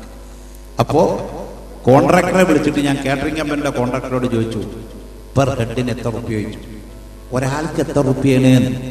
അപ്പോ അയാൾ എന്നോട് പറഞ്ഞു 1600 റുപ്യാണ് ചാർജ്. ഇന്നാലില്ലാഹി വ ഇന്നാ ഇലൈഹി റാജിഊൻ. 2 ചപ്പാത്തിയോ 3 ചപ്പാത്തിയോ കഴിച്ചാൽ തന്നെ നമ്മുടെ വയറ് കറങ്ങും. അതിന് 1600 റുപ്യയുടെ ഭക്ഷണം ആന്നേ.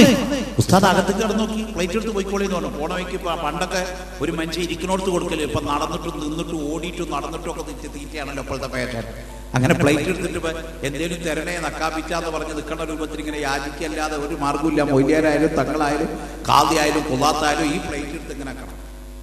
അങ്ങനെ ചെന്ന സമയത്ത് അവിടെ കണ്ട കാഴ്ച കർണ കഠോരമായിരുന്നു പ്രിയപ്പെട്ടവരെ. അച്ചാറ് 18 സൈസ. ആകെ അന്ന് നമുക്ക് കയ്യിന്റെ വിരല് 10 തന്നിട്ടുള്ളൂ.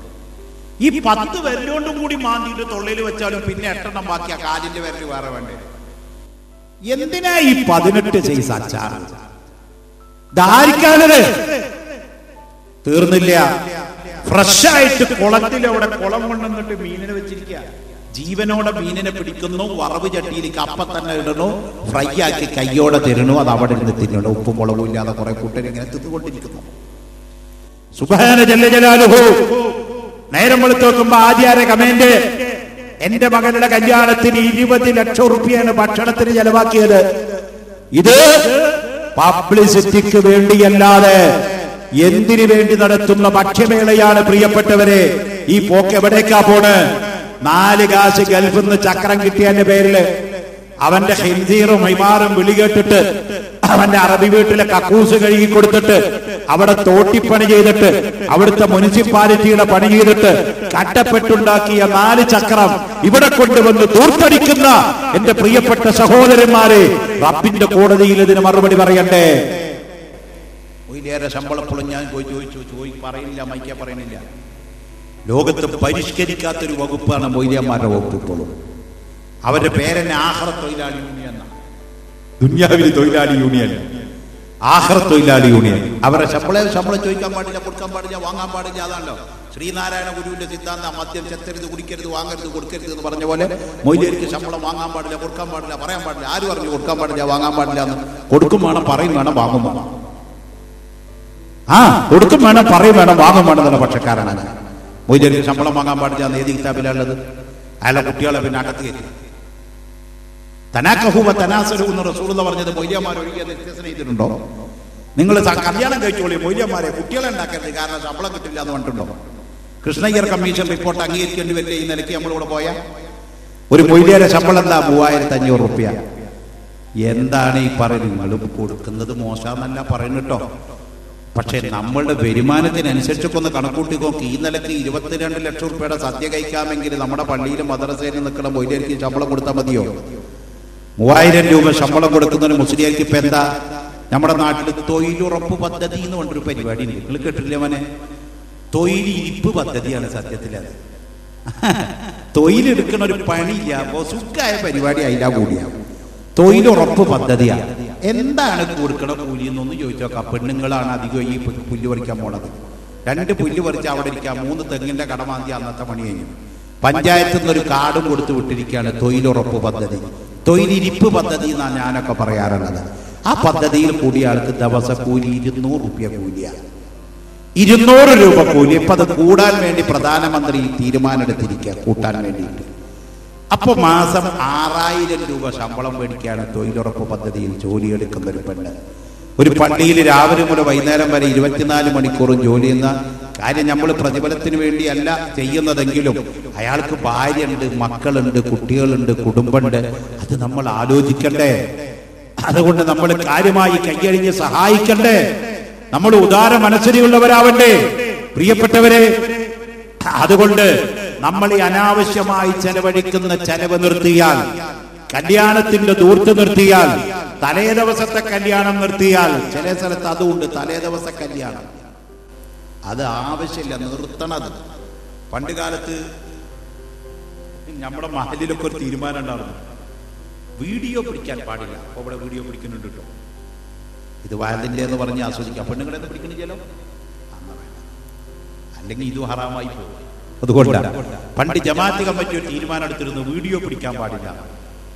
അപ്പോ ഞാൻ നാളൊരു കല്യാണ നിശ്ചയത്തിന് ഇങ്ങനെ പോയി. അപ്പൊ ആ ജമാഅത്തിലെ സെക്രട്ടറിനോട് പറഞ്ഞു, ഉസ്താദേ ഇവിടെ വീഡിയോ ഹറാമാണ്, അത് നിശ്ചയിക്കുമ്പോൾ തന്നെ പറയാൻ കേട്ടോ, അത് നിങ്ങൾ പറഞ്ഞാൽ മതി എന്ന് പറഞ്ഞു. കാരണം നിങ്ങളാണ് മഹലിന്റെ ആള്, ഞാനിപ്പോ ഒന്ന് മൊയ്ലിയല്ലേ, ഗസ്റ്റ് അല്ല.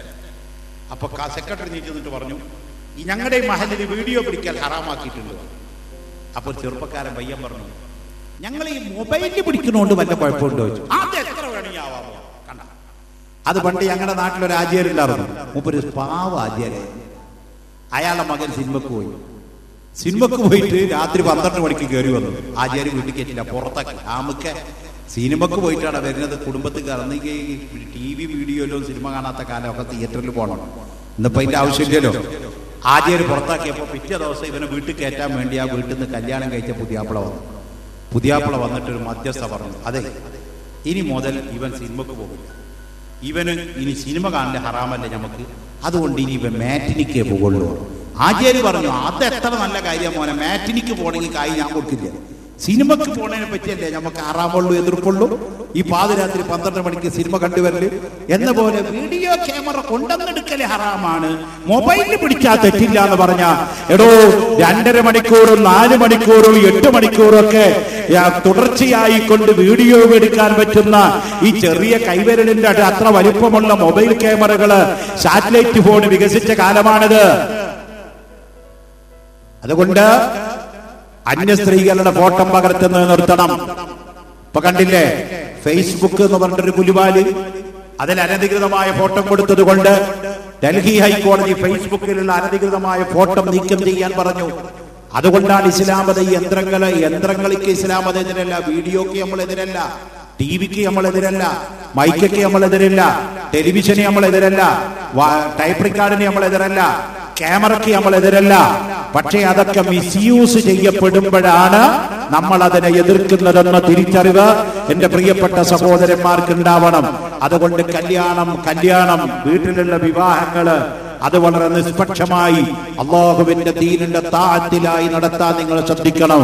ഞാൻ പറഞ്ഞു വന്നത് ബഹുമാനപ്പെട്ട അലി ഇബ്നു അബീ താലിബ് റളിയല്ലാഹു അൻഹു അടുത്ത വീട്ടിലെ ഒട്ടകത്തിന് പുല്ലരിഞ്ഞു കൊടുക്കുന്ന പാവപ്പെട്ടവനായ ദരിദ്രനാണ്. അല്ലാഹുവിന്റെ റസൂലിനോട് വന്നിട്ട് പറഞ്ഞു, യാ റസൂലല്ലാഹ്, അവിടുത്തെ പ്രിയപ്പെട്ട മകള് ഫാത്തിമാനെ എനിക്ക് വിവാഹം ചെയ്ത് തരുമോ?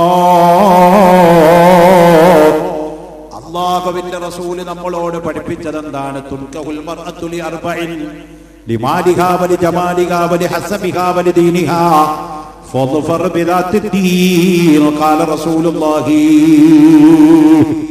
4 കാര്യത്തിന് വേണ്ടിയാവണം പെണ്ണ് കെട്ടേണ്ടത്. ഇവിടൊക്കെ മോനെ 4 കാര്യത്തിന് വേണ്ടിയാവണം പെണ്ണ് കെട്ടേണ്ടത്. യുവാക്കളെ, നിങ്ങൾ കല്യാണം കഴിക്കാൻ പോകുന്നവരിൽ മാതൃകകളാവണം. SSFന്റെ പ്രവർത്തകർ ഇവിടെ ഉണ്ടാവാം, SYSന്റെ പ്രവർത്തകർ ഇവിടെ ഉണ്ടാവാം, സുന്നത്ത് ജമാഅത്തിന്റെ അനുഭാവികളാണ് നിങ്ങളൊക്കെ. അവരോട് പറയുകയാണ് നമ്മൾ മാതൃക കാണിക്കണം. 4 കാര്യത്തിന് വേണ്ടിയാവണം വിവാഹം കഴിക്കേണ്ടത്. തുൻകഹുൽ മർഅതു ലിഅർബഇൻ ലിമാലിഹാ, സമ്പത്ത് കിട്ടിയാൽ വാങ്ങുന്നതിൽ തെറ്റല്ല, പക്ഷേ അത് ഡിമാൻഡ് ചെയ്യരുത്. ലിമാലിഹാ, ഒരു പെണ്ണിന്റെ ഭാഗത്തുനിന്ന് മുതൽ കിട്ടിയാൽ വാങ്ങാം, തെറ്റല്ല. ഒരു 10 പവൻ കിട്ടിയാൽ വാങ്ങാം, ഒരു 50 പവൻ കിട്ടിയാൽ വാങ്ങാം, 1000 രൂപ കിട്ടിയാൽ വാങ്ങാം, അത് തെറ്റല്ല. ഒരു ജമാലിഹ, നല്ല ഭംഗിയുള്ള പെണ്ണിനെ നോക്കി കെട്ടിക്കോ. ഭംഗി എന്ന് പറഞ്ഞാൽ ആപേക്ഷികമാണ്. ആപേക്ഷികം എന്ന് പറയും മലയാളത്തില്. ചിലവര് ഇപ്പൊ കാണാൻ പുതിയാപ്പിളയുടെ കണ്ണാടിയിൽ നോക്കിയാൽ കാണാൻ തന്നെ പറ്റില്ല, അത്ര കറുത്തിട്ടായിരിക്കും. പക്ഷെ ഇവന് കിട്ടുന്ന പെണ്ണ് ഐശ്വര്യ റായിനേക്കാൾ മുന്തിയതാവണം. രണ്ടും കൂടി യോജിക്കില്ല. കുഫുവൊക്കെ എന്ന് പറഞ്ഞിട്ടൊരു ഏർപ്പാടുണ്ട് മോനെ. ഇപ്പൊ തന്റെ സൗന്ദര്യം താനെന്ന് ആദ്യം വിലയിരുത്ത, കണ്ണാടിയിൽ നോക്കുക, എന്റെ കോലത്താണില്ല, അപ്പൊ ഇതിന് പറ്റിയ സാധനമാണ് എനിക്ക് സൂട്ടാവും, അല്ലാതെ ഞാൻ ഐശ്വര്യ റായിനെ നടന്ന് തിരയല്ല വേണ്ടത് എന്ന ഒരു തിരിച്ചറിവാണ്. സൗന്ദര്യമുള്ള പെണ്ണ് കെട്ടിക്കൊള്ളാനാ മൊയ്തേര് പറഞ്ഞത് നടന്നിട്ട് ഈ കോലുള്ള ആൾക്കാർ നടന്ന് പെണ്ണിങ്ങനെ അന്വേഷിച്ച് നടന്ന് അവൻ കെട്ടലുണ്ടാവില്ല. പെണ്ണും തിരിച്ചിങ്ങോട്ട് വിചാരിക്കും, പെണ്ണിനോടും റസൂലുള്ളാഹി പറഞ്ഞിട്ടുണ്ട്, മാലിഹ ഒരു ജമാലിഹ ഒരു ഹസബിഹ ഒരു ദീനിഹ. ദീനുള്ള ഭർത്താവിനെ നോക്കിക്കോ, തറവാട് നോക്കിക്കോ, പുരുഷനെ നോക്കിക്കോ. അതൊക്കെ റസൂലുള്ളാഹി പെണ്ണിനോടും പ്രഖ്യാപിച്ചതാണ്. അപ്പൊ അല്ലാഹുവിന്റെ റസൂല് പറഞ്ഞു, യുവാക്കളെ, നിങ്ങൾ പെണ്ണ് കെട്ടാൻ പോകുമ്പോൾ 4 കാര്യങ്ങളാകണം പരിഗണിക്കേണ്ടത്. ഭംഗി ഒരു പരിധി വരെ നിങ്ങൾക്കത് നോക്കാം.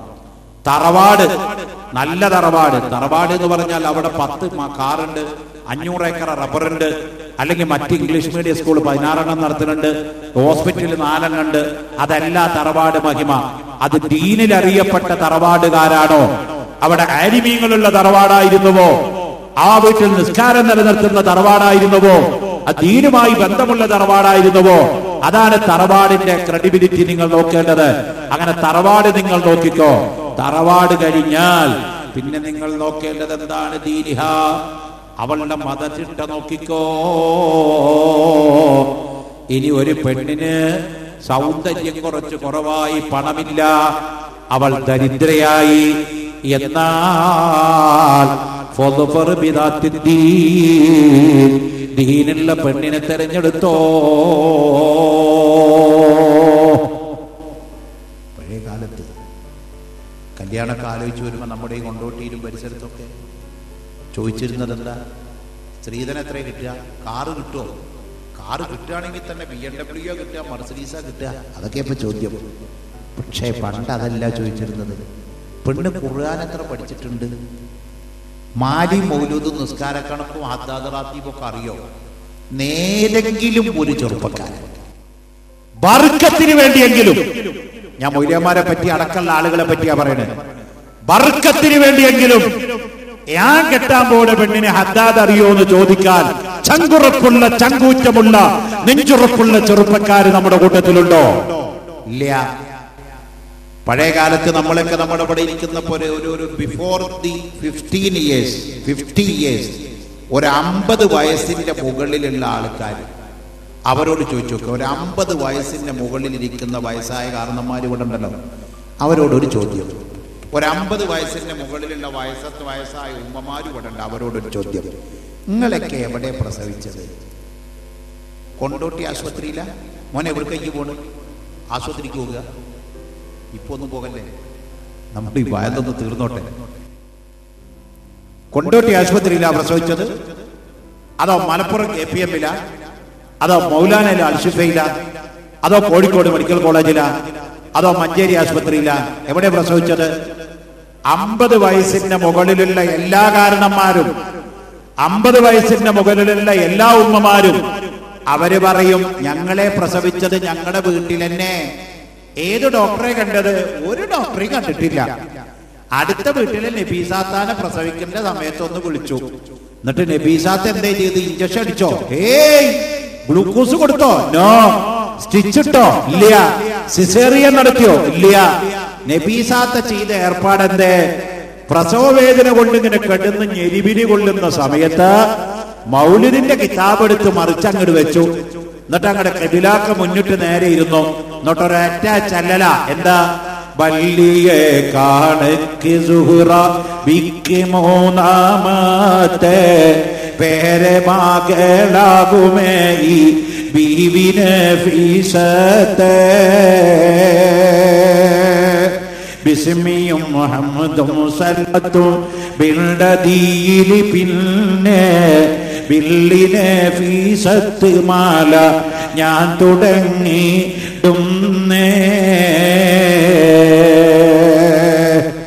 പ്രസവവേദന കൊണ്ട് നൊമ്പലം മുട്ടുന്ന പെണ്ണിന്റെ അടുത്തിരുന്നു കൊണ്ട് നഫീസത്ത് മാല ചൊല്ലിക്കൊണ്ട് പ്രസവിപ്പിച്ചിരുന്ന പെണ്ണുങ്ങളല്ലായിരുന്നുവോ നമ്മുടെ പെണ്ണുങ്ങള്?